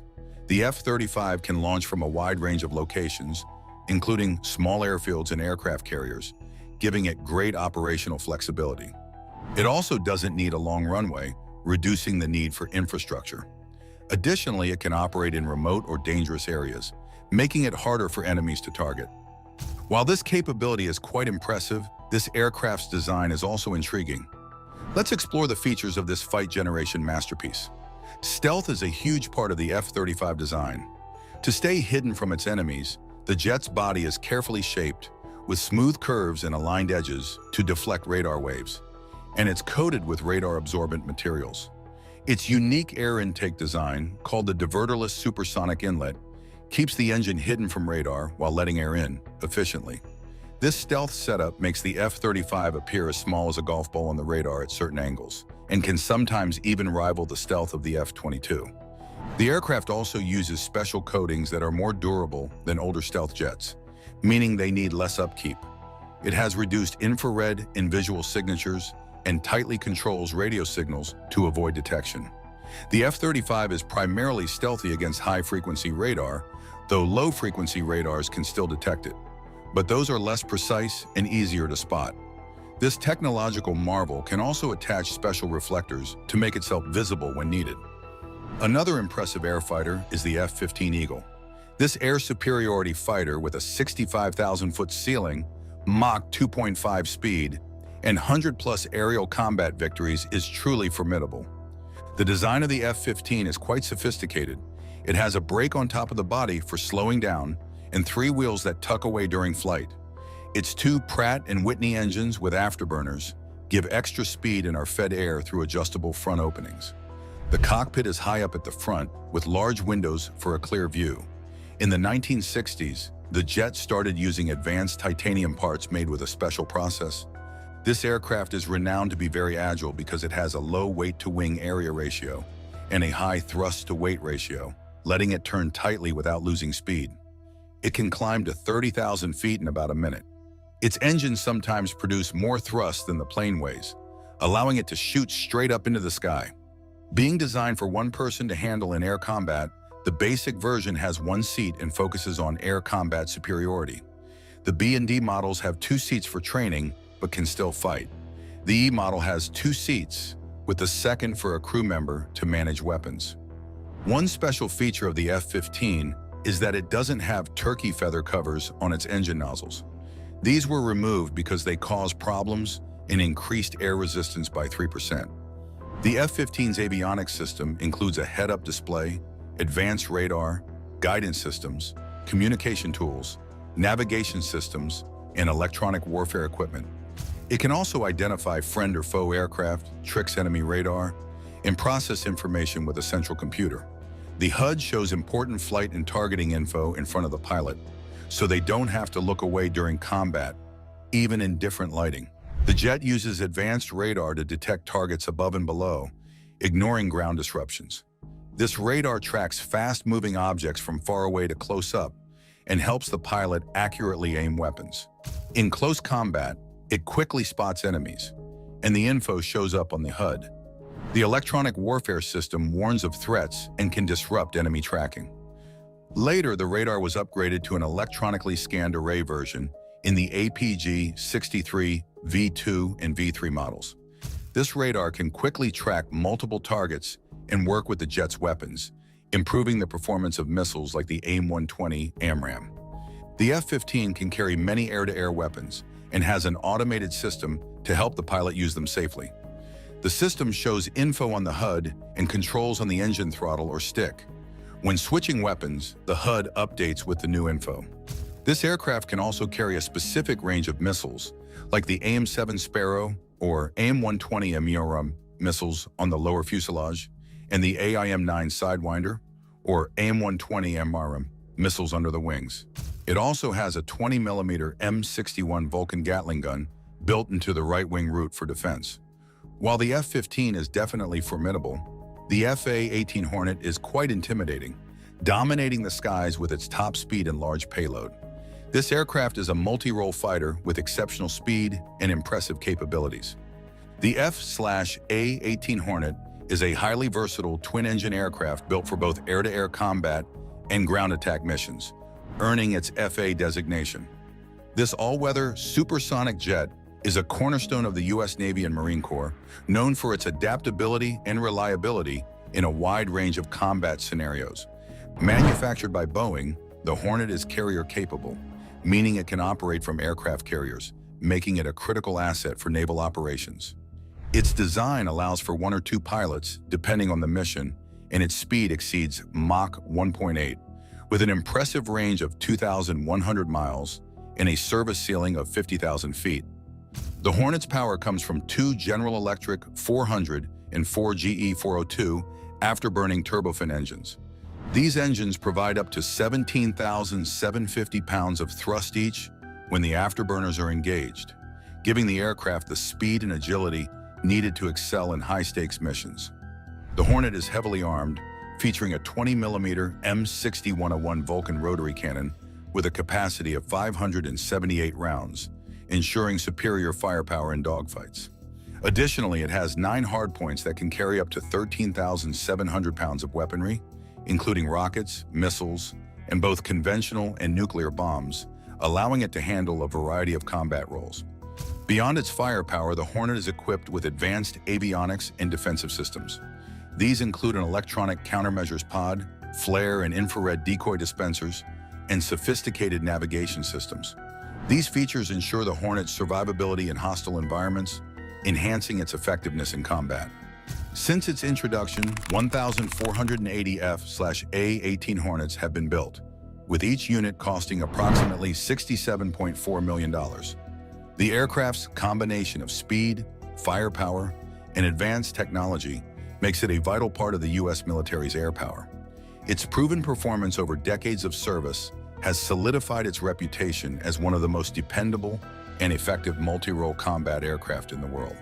The F/A-18 Hornet remains a symbol of innovation and strength in modern aviation. Let's move on to the capabilities of a bomber that has commanded the respect of several nations, the B-2 bomber.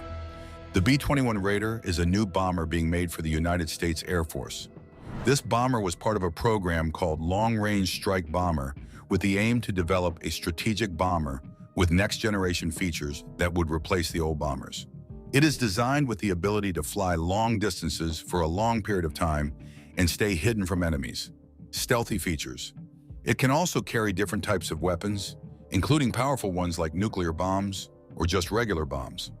This bomber, developed by Northrop Grumman, is a groundbreaking heavy strategic bomber designed to deliver massive destruction while evading detection.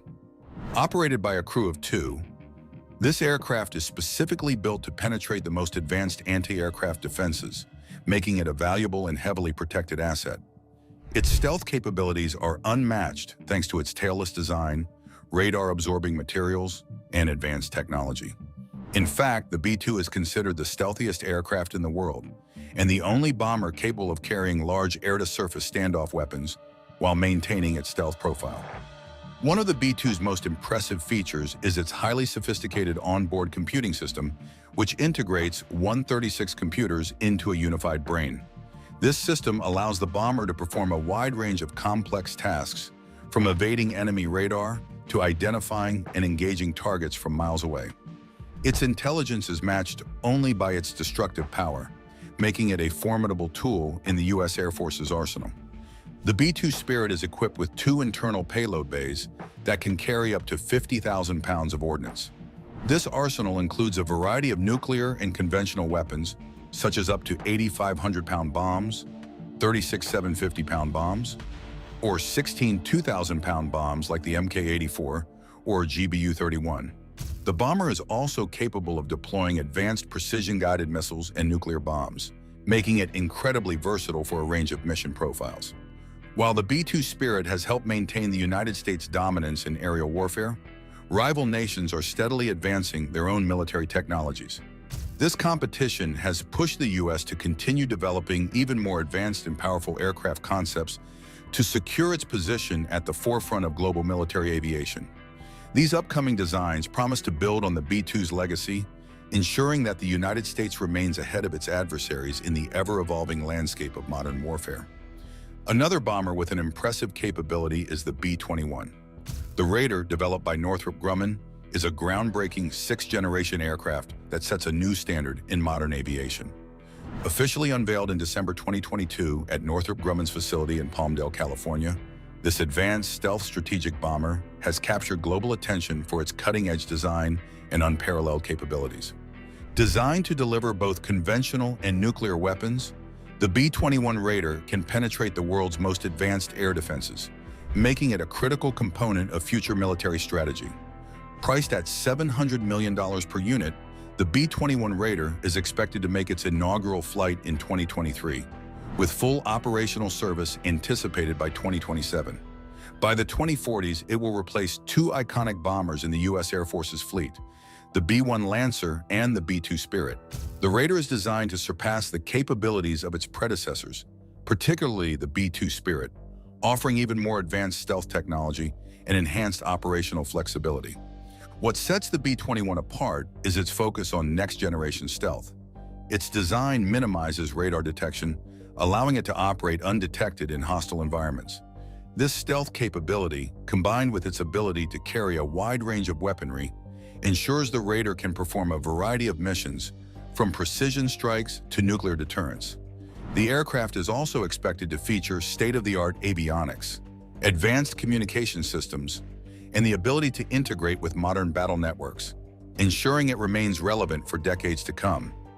Just like the B-2, it will probably be painted with a special paint that makes it hard to see during the day and avoid being spotted. Its underside will be painted dark because it flies really high, over 50,000 feet up. When it's that high, the dark color helps it to blend in with the sky better. The B-21 will also have a sensor that looks up at the sky and tells the pilot to go higher or lower to match the brightness of the sky, so it's always hard to spot. To keep these stealth features working well, the B-21 might need to be kept in special hangars that have air conditioning, and that would definitely cost a lot of money to build and maintain. To make it better than previously developed bombers, it will have lots of new and high-tech avionics systems all working together. These include things like a special radar that can do many things, a digital navigation system that uses radar and GPS to help the plane fly, and a system that uses space objects to help figure out where it is.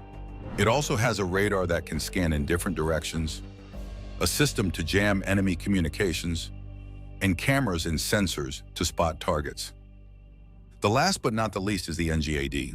The Next Generation Air Dominance NGAD program is a crucial part of the aerospace revolution, which aims to secure the next era of American air supremacy.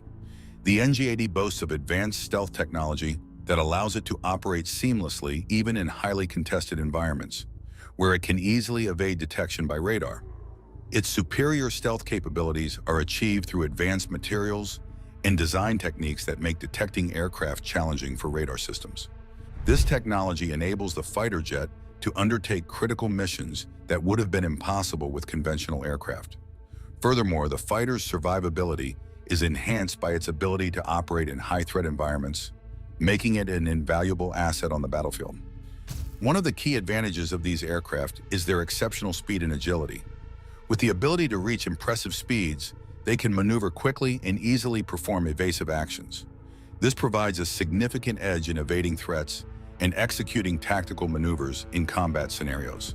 Speed and agility make these aircraft highly effective in various contexts, from air-to-air combat to reconnaissance missions. The sixth-generation fighter jet is an incredible feat of engineering and technological advancement. It boasts the most advanced radar and sensor technology, providing pilots with unparalleled situational awareness. With its cutting-edge features, it can enhance target identification and tracking capabilities to an unprecedented level. Its advanced sensors ensure that pilots have access to a wealth of real-time information, making it easier to make informed decisions and react quickly to any situation that may arise. The aircraft will feature an open architecture to enable it to take on new upgrades easily and quickly. With this feature, the fighter will constantly adapt to new battlefield challenges introduced by the advancements of opposing militaries. To put it simply, the sixth-generation NGAD fighter can be upgraded to become the seventh-generation NGAD fighter years after it's fielded. While the NGAD program is on pause, there is still a push for next-generation fighter development, notably for the U.S. Navy's F/A-XX fighter. Some experts have even suggested combining the efforts of NGAD and F/A-XX to manage costs more effectively.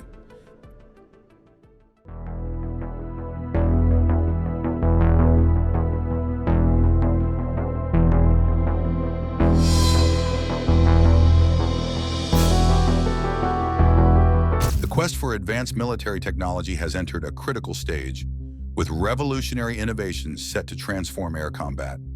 Leading the charge, the United States is unveiling a supersonic aircraft that could reshape the future of warfare. What makes the quiet X-59 capable of achieving astounding speeds while staying undetected? What sets it apart from anything seen before, and how could it alter the balance of global defense strategies? Join us as we delve into the details of the X-59, an aircraft poised to alter the landscape of modern aviation and military power. NASA's latest supersonic venture, the Lockheed Martin X-59, is a game-changer in aerospace innovation. Initially designed in 2016, the aircraft was expected to take flight in 2021, but it's now set for delivery in 2025. Soaring at 55,000 feet, it can reach speeds of 1,500 kilometers per hour, over 1.5 times the speed of sound. Unlike traditional supersonic jets, the X-59 emits a noise as subtle as a car door closing, which is about 75 decibels. In early 2016, as winter was ending, NASA took its first real step toward quieter, supersonic flight. They chose Lockheed Martin to start sketching out plans for a new aircraft. The company built a small test model, just 9% the size of the planned plane, and put it through months of careful testing in wind tunnels. These tests, which ran from February through April 2017, checked how the model handled at speeds ranging from about 230 miles per hour up to 1,200 miles per hour. While the National Aeronautics and Space Administration hoped more companies would compete for the project when they opened it up for bids in August 2017, in the end, Lockheed Martin was the only one to step forward with a proposal. The Air Force gave the plane its official name, the X-59 QuSST. By fall, NASA's team at Langley had run new wind tunnel tests using a smaller model, 8% the size of the real plane. These tests were more detailed than before, checking how the plane would handle at steep angles up to 50 degrees, and even as high as 88 degrees at very slow speeds. Earlier tests had only gone up to 13 degrees. The team used lasers to see how air moved around the model, building on what they had learned from earlier tests and computer simulations. In late 2018, the National Aeronautics and Space Administration began an important test phase. They planned to create sonic shock waves, up to 8 per day for 2 weeks, over different areas. The team set up 20 noise sensors to measure the sounds and asked 400 residents to describe what they heard, paying them $25 weekly for their help. To create these test sounds, they had a special fighter jet, a FA-18 Hornet, dive down from 50,000 feet. When the jet briefly broke the sound barrier, it made 2 different sounds: a softer thump over Galveston's neighborhoods and a louder boom over the ocean. By mid-2019, Lockheed Martin started putting together the plane's main structure. As they assembled the first pieces, NASA tested a key feature, the external vision system, on a different aircraft called a King Air at their Langley facility. The X-59's unique shape blocked traditional forward visibility, so engineers developed a camera system to help pilots see ahead. NASA's Glenn Research Center planned to test a smaller version of the plane, about 1/10 the size of the real aircraft, in their wind tunnels. These tests would verify if their computer models correctly predicted how air would flow into the engine. In September 2019, the National Aeronautics and Space Administration's team spent a week checking every detail of the X-59's design. Once they approved the plans, the engineers released most of their technical drawings, between 80 and 90% of them, to start building the actual parts. The team set a goal to finish the wing the next year. By December 2022, they had built half the plane, and they planned to take it up for its first flight in 2022. Once the plane was ready, NASA planned to test it thoroughly at their Armstrong Flight Research Center. They would use special cameras to photograph the shock waves in sunlight, checking if the plane was making the quiet, sonic thumps they designed it for. These tests were meant to be finished by September 2022. They needed to prove 2 things: that the plane was safe and that people on the ground would not mind the sounds it made. If these tests worked out, it could open the door for supersonic passenger planes to fly over land, something that has not been allowed before. The test schedule stretches several years into the future. Starting between 2023 and 2025, NASA will fly the plane over communities to gather people's reactions. These tests matter because in 2027, NASA will share what they learned with 2 important groups: the International Civil Aviation Organization and the Federal Aviation Administration. Based on this information, these regulators plan to decide in 2028 if supersonic passenger planes can fly over land. In late 2022, engineers at Lockheed Martin's Skunk Works facility in Palmdale put the engine into the X-59. They chose a General Electric F-414 GE-100, which stretches 13 feet long and can push with 22,000 pounds of force. NASA set its sights on getting the plane into the air for the first time in 2024. In early August 2023, Lockheed Martin showed the X-59 moving out of its hangar for the first time. The company then formally presented the finished plane in January 2024. By November, engineers started testing the engine, getting ready for the plane's first flight in 2025. The innovative supersonic aircraft stretches to 99.7 feet in length, while its wings span 29.5 feet. The plane can lift off carrying 32,300 pounds. Using a General Electric F-414 engine, it reaches speeds of 990 miles per hour, though it typically cruises at 940 miles per hour when flying at 55,000 feet. Engineers saved costs by using existing parts. The cockpit setup comes from a Northrop T-38 trainer jet, while the landing gear was taken from an F-16 fighter. The engine delivers 22,000 pounds of thrust when operating at full power with its afterburner engaged. The aircraft aims to be much quieter than previous supersonic planes. Ground tests showed it produces around 60 decibels, about 1,000th as loud as current supersonic jets. The design uses a slim, extended body shape and small wings near the nose to spread out the pressure wave. Later testing in 2018 suggested the plane would create a noise of 75 effective perceived noise decibels when heard from the ground, similar to a car door shutting. For comparison, the Concorde produced between 105 and 110 effective perceived noise decibels. The engine sits on top of the aircraft to reduce noise, though this placement can cause airflow problems at the intake. Due to the streamlined design, the cockpit sits flush with the body, and the long, pointed nose blocks the pilot's view ahead. To solve this problem, the aircraft uses a special camera system. This high-resolution camera points forward, covering a 33-degree horizontal view and a degree vertical view, letting the pilot see ahead despite the blocked windscreen. The aircraft uses advanced display systems from Collins Aerospace, installed in early 2019. In the cockpit, pilots work with ProLine fusion displays that show them where the air pressure burst will reach the ground. 2 camera systems help the pilot see. A Collins EVS 3600 sensor system under the nose helps during landing, while the National Aeronautics and Space Administration's external vision system sits in front of the cockpit to provide the forward view. Supersonic planes break through what was once thought impossible. While military forces use many supersonic planes, only 2 ever carried regular passengers. The Russian-built Tupolev Tu-144, which first flew on December 31, 1968, and the European-designed Concorde, taking off just months later on March 2, 1969. Today, most supersonic aircraft are fighter jets. When these planes pass the speed of sound, they create powerful waves in the air that combine into what people hear on the ground as a sonic boom. Much like waves building up in front of a fast-moving boat.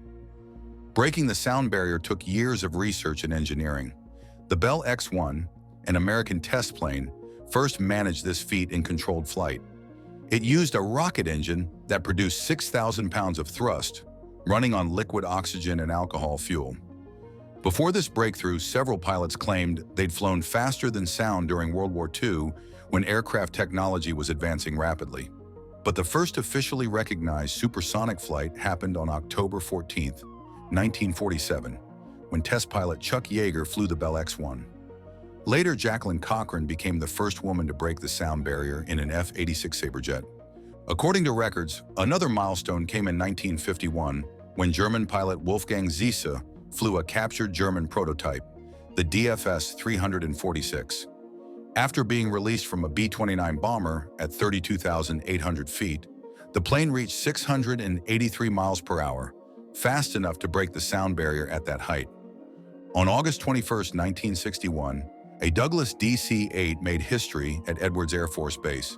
The crew, pilot William Magruder, co-pilot Paul Patton, flight engineer Joseph Tomic, and test engineer Richard Edwards, took the passenger plane past the speed of sound in a controlled dive.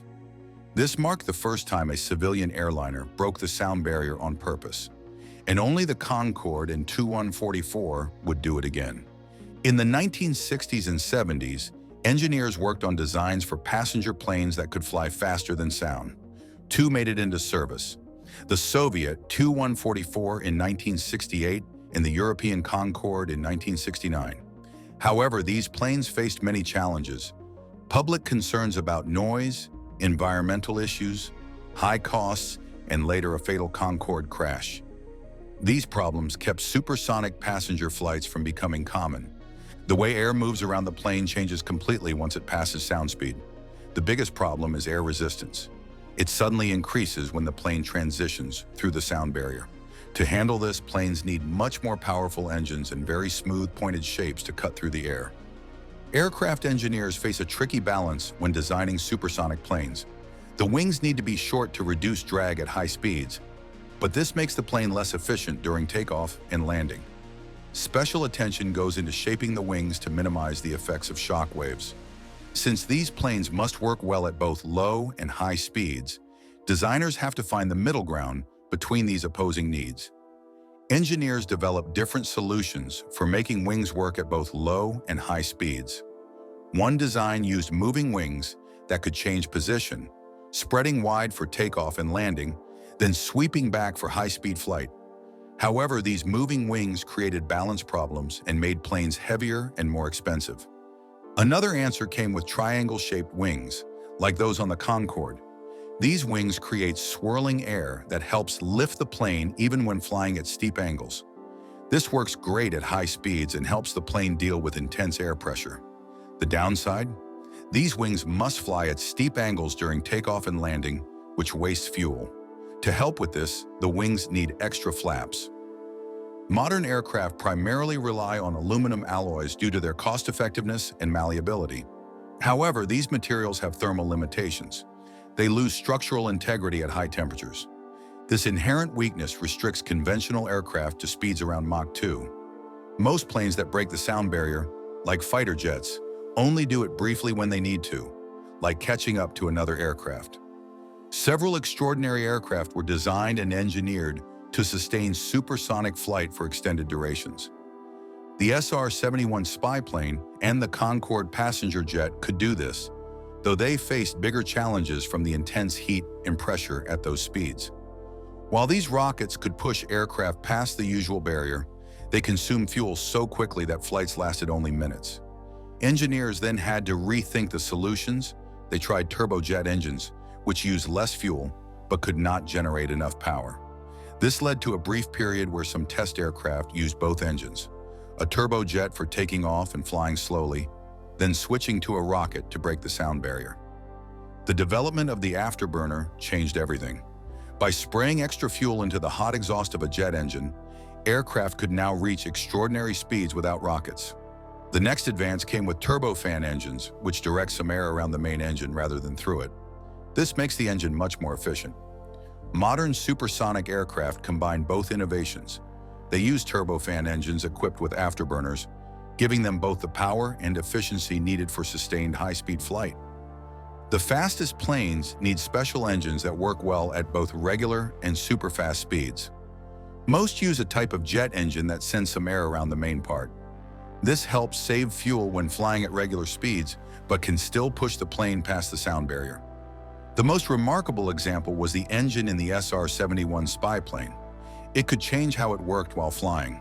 During takeoff and landing, it operated like a regular jet engine. But at high speeds, it redirected some of its air straight to the back, where extra fuel was burned. This innovative engineering achievement enabled the aircraft to exceed Mach 3, a velocity threshold that remains unmatched by conventional planes to this day.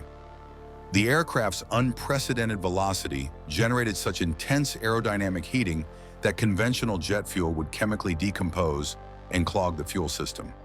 This challenge necessitated the development of a specialized heat-stable fuel formulation. For example, the SR-71 Blackbird reconnaissance aircraft, which flew at speeds over Mach 3, required a special fuel called JP7. Regular jet fuel would break down at the extreme temperatures the Blackbird encountered, sometimes exceeding 600 degrees Fahrenheit or 316 degrees Celsius, creating deposits that would clog the engines. JP7 was specifically engineered with high thermal stability and a very high flash point.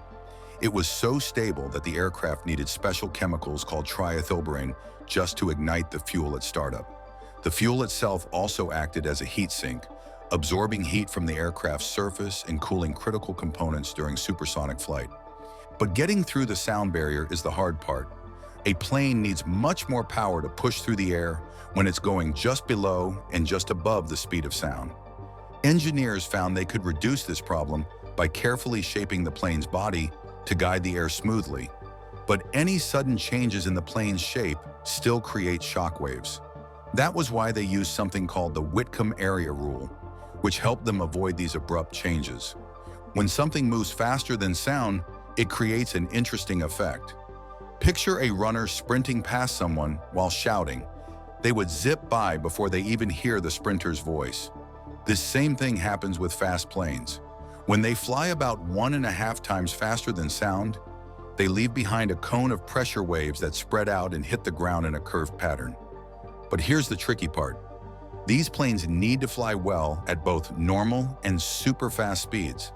It's like building a car that has to drive smoothly in downtown traffic and also race at top speed on a track. Getting both jobs done with one design makes everything harder. One of the biggest challenges of flying faster than sound is dealing with heat. When planes fly at very high speeds, the air friction makes them hot.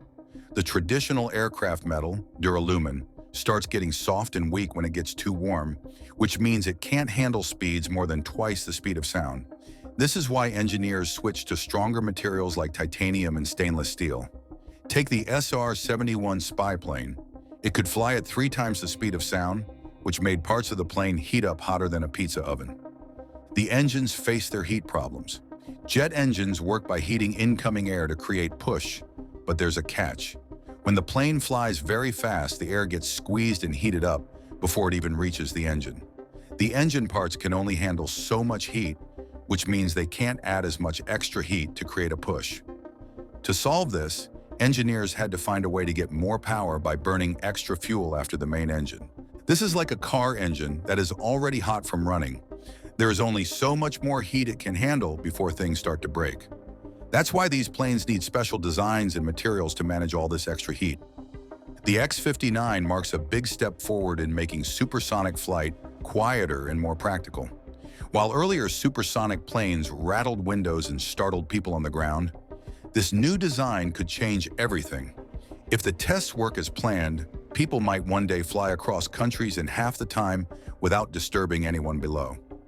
Whether this leads to new passenger planes or stays a research project, it shows how far aviation technology has come, letting planes break the sound barrier almost silently. The next few years of testing will tell if quiet supersonic flight is finally here to stay.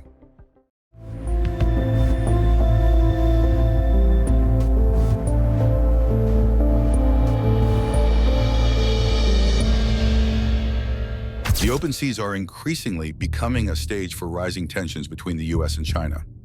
As American warships sail through these important international waters, they are frequently shadowed by Chinese surveillance vessels, a deliberate strategy by China to assert its growing naval power. These encounters, a combination of military strength, advanced technology, and international legal disputes, heighten the risk of accidental conflicts. What activities are carried out in the United States ships during these tense standoffs? How exactly do these confrontations end? Join us as we explore exactly what happens when a Chinese spy ship is spotted following a U.S. Navy carrier group. On the vast open sea, United States Navy warships, some of the most powerful in the world, regularly find themselves under surveillance by Chinese vessels. These encounters are far from ordinary. They involve a mix of military strength, advanced technologies, and the complexities of international law. The situation goes beyond just ships passing by each other. It involves careful monitoring, strategic responses, and sometimes tense standoffs. When an unidentified vessel is detected near a U.S. aircraft carrier, the crew immediately springs into action. The first priority is to determine the identity and intentions of the approaching ship. This is done using the ship's sophisticated radar systems and high-powered optics, which are capable of gathering vital information about the unknown vessel, such as its size, speed, and heading. The crew uses this data to form an initial assessment of the situation and decide how to respond. One of the key tools for the U.S. Navy in ththese situations is the ANP-1 phased array radar. This advanced system can track multiple surface contacts simultaneously at distances beyond 100 nautical miles. This provides the crew with ample time to evaluate the situation and prepare their next steps. In addition to radar, the carrier also relies on electro-optical and infrared sensors. These sensors offer visual confirmation of the vessel, even in low visibility conditions, allowing the crew to monitor and track the ship with greater precision.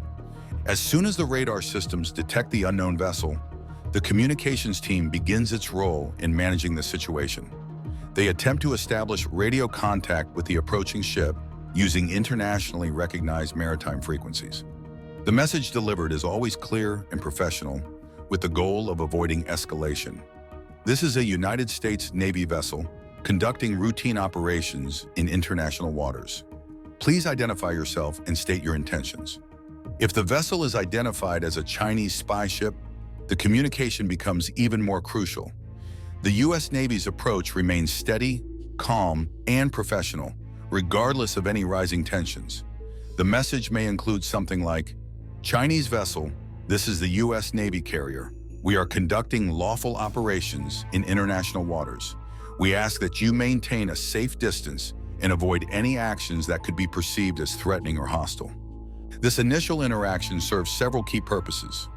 First, it shows the U.S. Navy's readiness and willingness to uphold its rights under international law. Second, it makes the intentions of the U.S. clear, emphasizing that their operations are peaceful and lawful. Third, it provides a space for communication, reducing the risk of misunderstandings that could escalate tensions. By maintaining professionalism and transparency, the U.S. Navy seeks to de-escalate potentially dangerous situations while asserting its authority in international waters. Throughout these encounters, the U.S. Navy is guided by established protocols and a commitment to peaceful conflict resolution. Despite the potential for tension, the goal is always to avoid confrontation, ensuring that international law is respected and that both parties understand each other's actions. The combination of high-tech radar, clear communication, and strategic decision-making is what helps the U.S. Navy navigate these complex and often sensitive situations with confidence. The carrier's crew is trained to maintain professionalism and follow international maritime laws during all operations. To avoid any misunderstandings, they are fluent in several languages, including Mandarin Chinese, ensuring clear communication with crews from various countries. When faced with unexpected situations at sea, the crew follows established protocols, which are designed to minimize any potential confusion or errors. These protocols are essential for maintaining order, especially during unplanned encounters at sea. While communication is ongoing, the carrier uses its advanced sensor systems to monitor and collect information about the surrounding area. Radar specialists closely track the movements of any spy ships, ensuring that the crew is aware of any potential threats. At the same time, electronic warfare experts analyze various signals, such as radar emissions, radio transmissions, and other electronic footprints. These signals can provide vital information about the capabilities and intentions of the enemy, which is crucial for decision-making and response. The carrier is equipped with powerful electronic warfare systems like the AN/SQ-32, which can detect, identify, and, if necessary, jam enemy radar and communication systems. This technology allows the crew to form a comprehensive electronic picture of their surroundings, identifying the types of ships in the area and assessing potential risks. By disrupting enemy radar and communication, the crew can prevent hostile forces from gathering useful information or coordinating their actions. To extend the carrier's surveillance capabilities even further, an E-2 Hawkeye aircraft may be deployed. This airborne early warning system is equipped with advanced radar technology that can detect and track both surface and air contacts at long ranges. With the ability to scan vast areas, the E-2 Hawkeye can detect other ships or aircraft that might be operating in coordination with the spy ship, helping the carrier's crew stay one step ahead. The E-2 Hawkeye is capable of tracking up to hundreds of targets simultaneously, and its radar can reach distances of up to 350 nautical miles. Its ability to provide real-time information and coordinate with both fighter jets and surface ships makes it a valuable asset, especially in complex maritime situations. Also, intelligence analysts stationed on the aircraft carrier meticulously analyze the data they've gathered, cross-referencing it with what is already known about China's naval capabilities. They specifically search for any unusual behavior or signs of new technologies that might suggest a change in China's naval tactics, strategies, or technological advancements. The analysts rely on sophisticated software programs to compare the characteristics of the Chinese spy ship with a large database of known vessel types. In particular, they focus on identifying any modifications, upgrades, or new equipment that could point to advanced surveillance or weapon systems.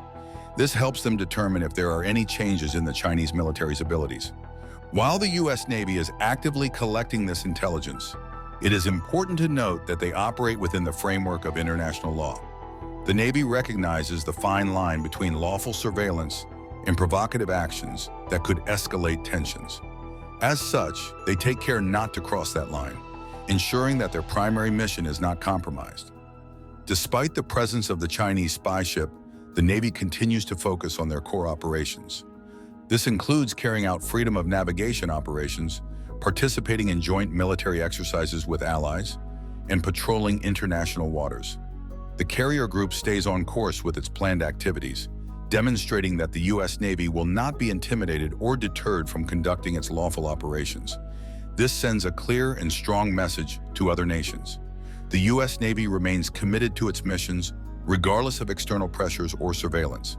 However, the presence of the Chinese spy ship may lead to some strategic adjustments by the U.S. Navy. Although the carrier group's overall mission continues as planned, certain sensitive operations might be adjusted to minimize the amount of valuable intelligence that the spy ship could gather. For instance, if the carrier group was planning a missile defense exercise, they might choose to delay or change the timing or location of the exercise. By doing so, they reduce the likelihood that the Chinese ship will collect meaningful data about the Navy's capabilities or tactics. Similarly, the Navy could alter their electronic emissions to limit the amount of information available to the spy ship. Using strict emissions control procedures, the Navy can reduce the visibility of their activities and minimize the risk of the spy ship gaining access to critical intelligence. This careful balancing act ensures that the U.S. Navy completes its mission while being mindful of the fact that their actions are under constant observation.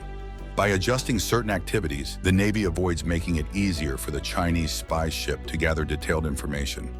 This approach highlights the Navy's ability to operate effectively while maintaining control over the flow of sensitive data, even in the face of surveillance from potential adversaries. The strategic modifications made are subtle but effective in limiting the intelligence value of the spy ship's observations. The U.S. Navy is careful not to jeopardize its mission objectives while still operating under the constraints of being monitored by an observing foreign vessel.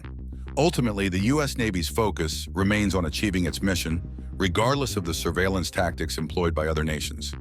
U.S. aircraft carriers, in many situations, do not operate by themselves. These ships are often supported by vessels from allied countries, especially when they are navigating through sensitive regions like the South China Sea. The presence of a Chinese spy ship in such areas adds another layer of difficulty to the operation. The complexity of managing multiple nation ships in close quarters demands clear, precise communication between all vessels involved. The importance of this communication increases significantly when monitoring a potential threat like a spy ship. In these multinational operations, the U.S. aircraft carrier typically assumes the role of the flagship and takes the lead in organizing the response efforts. This leadership can include delegating specific duties to individual ships. A notable instance of this occurred in April 2024, when the USS Harper Ferry operated in close coordination with naval ships from the Philippines and France. This multinational presence helped complicate China's attempts at surveillance. Allied ships play an integral role in gathering valuable intelligence during these operations. By spreading out and positioning themselves in different locations around the area, they can collect observations from various angles. This strategy enables the Allied forces to create a more complete and accurate picture of the spy ship's activities. Each vessel provides unique perspectives. The success of this approach lies in the ability of each ship to operate independently while still working toward a unified objective. The outcome is not only an increase in situational awareness, but also a demonstration of the strength and unity of the international alliance. A key advantage of the U.S. Navy is its ability to seamlessly integrate operations with the navies of allied countries. Regular joint exercises, such as the annual Balikatan exercises held with the Philippines, are vital in ensuring that allied forces can work together effectively under high-stress conditions. These exercises simulate real-world challenges, preparing the forces for situations where quick coordination and decisive action are required. This ongoing collaboration strengthens the bonds between the U.S. and its allies, ensuring that all nations are ready to respond quickly and efficiently when needed. The encounters between U.S. aircraft carriers and Chinese spy ships take place within the context of international maritime law. One of the most important frameworks governing these interactions is the United Nations Convention on the Law of the Sea. This international treaty, often called the Constitution for the Oceans, outlines the rights and responsibilities of countries regarding the use and protection of the world's oceans. UNCLOS, which came into force in 1994, defines various maritime zones and the rights that nations have in these zones. These zones include territorial waters, exclusive economic zones, and the high seas.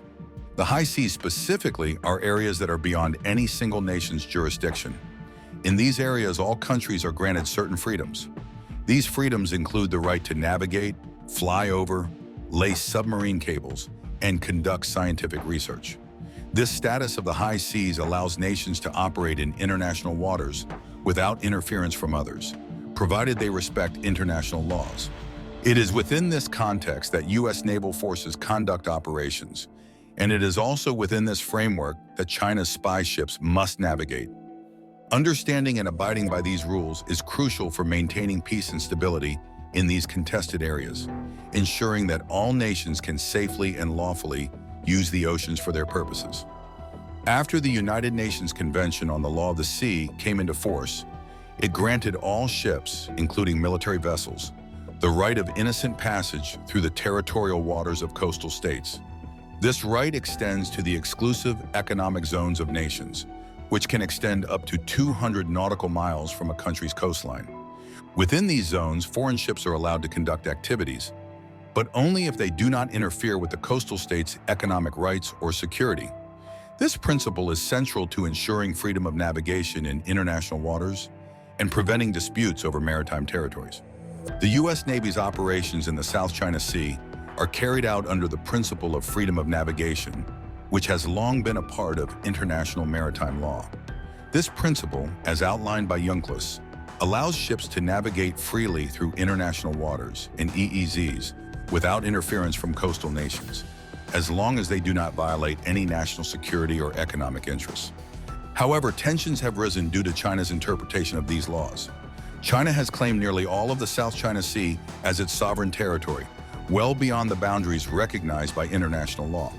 This claim is based on the 9-dash line, a controversial and ambiguous boundary that China uses to assert ownership of approximately 90% of the South China Sea. This claim overlaps with the EEZs of other nations, including the Philippines, Vietnam, Malaysia, and Brunei, which are also claiming rights to the resources within these waters.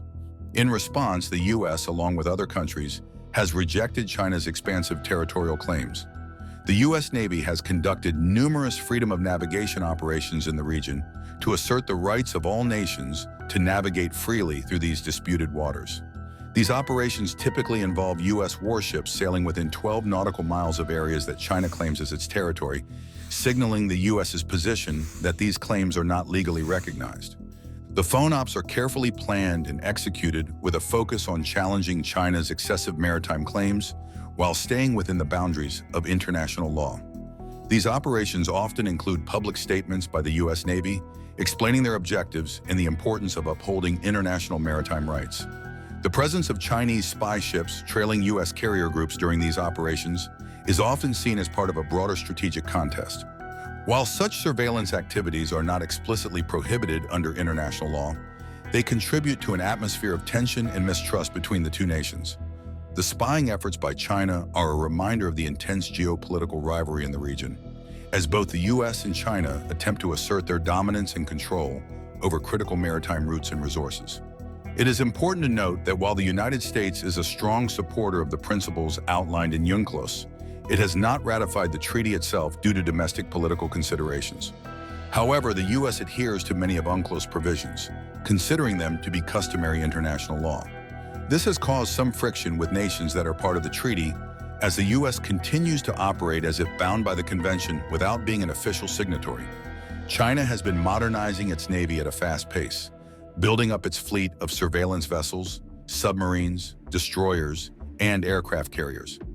One such vessel is the Tianwanjing, a surveillance ship that tracks U.S. naval movements, demonstrating China's growing ability to project power and monitor foreign naval operations in the region. This naval buildup is part of a broader strategic plan by China to become a world-class military power by 2049, the 100th anniversary of the founding of the People's Republic of China. To achieve this goal, China has heavily invested in modernizing its military, including its navy, to ensure it can protect its claims in the South China Sea and assert its influence in the broader Asia-Pacific region. The increasing presence of Chinese surveillance ships and military assets in disputed waters is a reflection of China's ambitions to challenge the existing maritime order and assert its rights over the South China Sea. The encounters between U.S. Navy carriers and Chinese spy ships are not just about direct interactions. They also serve as a chance for both nations to test and improve their technology and tactics. These situations allow both the U.S. and China to learn more about each other's strengths, from advanced electronic systems to how their ships operate. For instance, in April 2024, two U.S. allied ships were closely approached by the Chinese spy ship Tianwanjing. This likely provided China with important details about the emissions and movements of U.S. naval vessels. Similarly, the U.S. also gathers valuable information about China's surveillance techniques and how its ships behave. Looking ahead, the frequency and nature of these encounters could heavily influence future naval strategies and international maritime laws. As China continues to assert control in certain areas, like the South China Sea, the U.S. is focused on maintaining its presence and influence. This creates a situation where both sides need to be cautious to avoid misunderstandings that could lead to bigger conflicts. Efforts to reduce tensions and build trust between the two navies are vital. One such initiative is the Code for Unplanned Encounters at Sea, an agreement made by Pacific nations, including the U.S. and China, to improve communication and reduce the chances of accidents when ships unexpectedly meet. Still, it's unclear how well this will work during high-stakes situations. In addition to this, the U.S. and China have an agreement called the Military Maritime Consultative Agreement, which helps them talk about safety on the seas. While this agreement hasn't always been successful in easing tensions, it's an important way for both nations to communicate.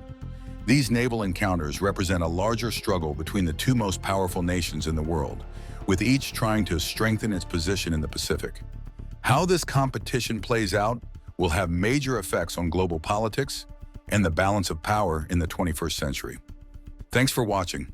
While you are still here, click on the link on your screen to check out another of our videos. See you there.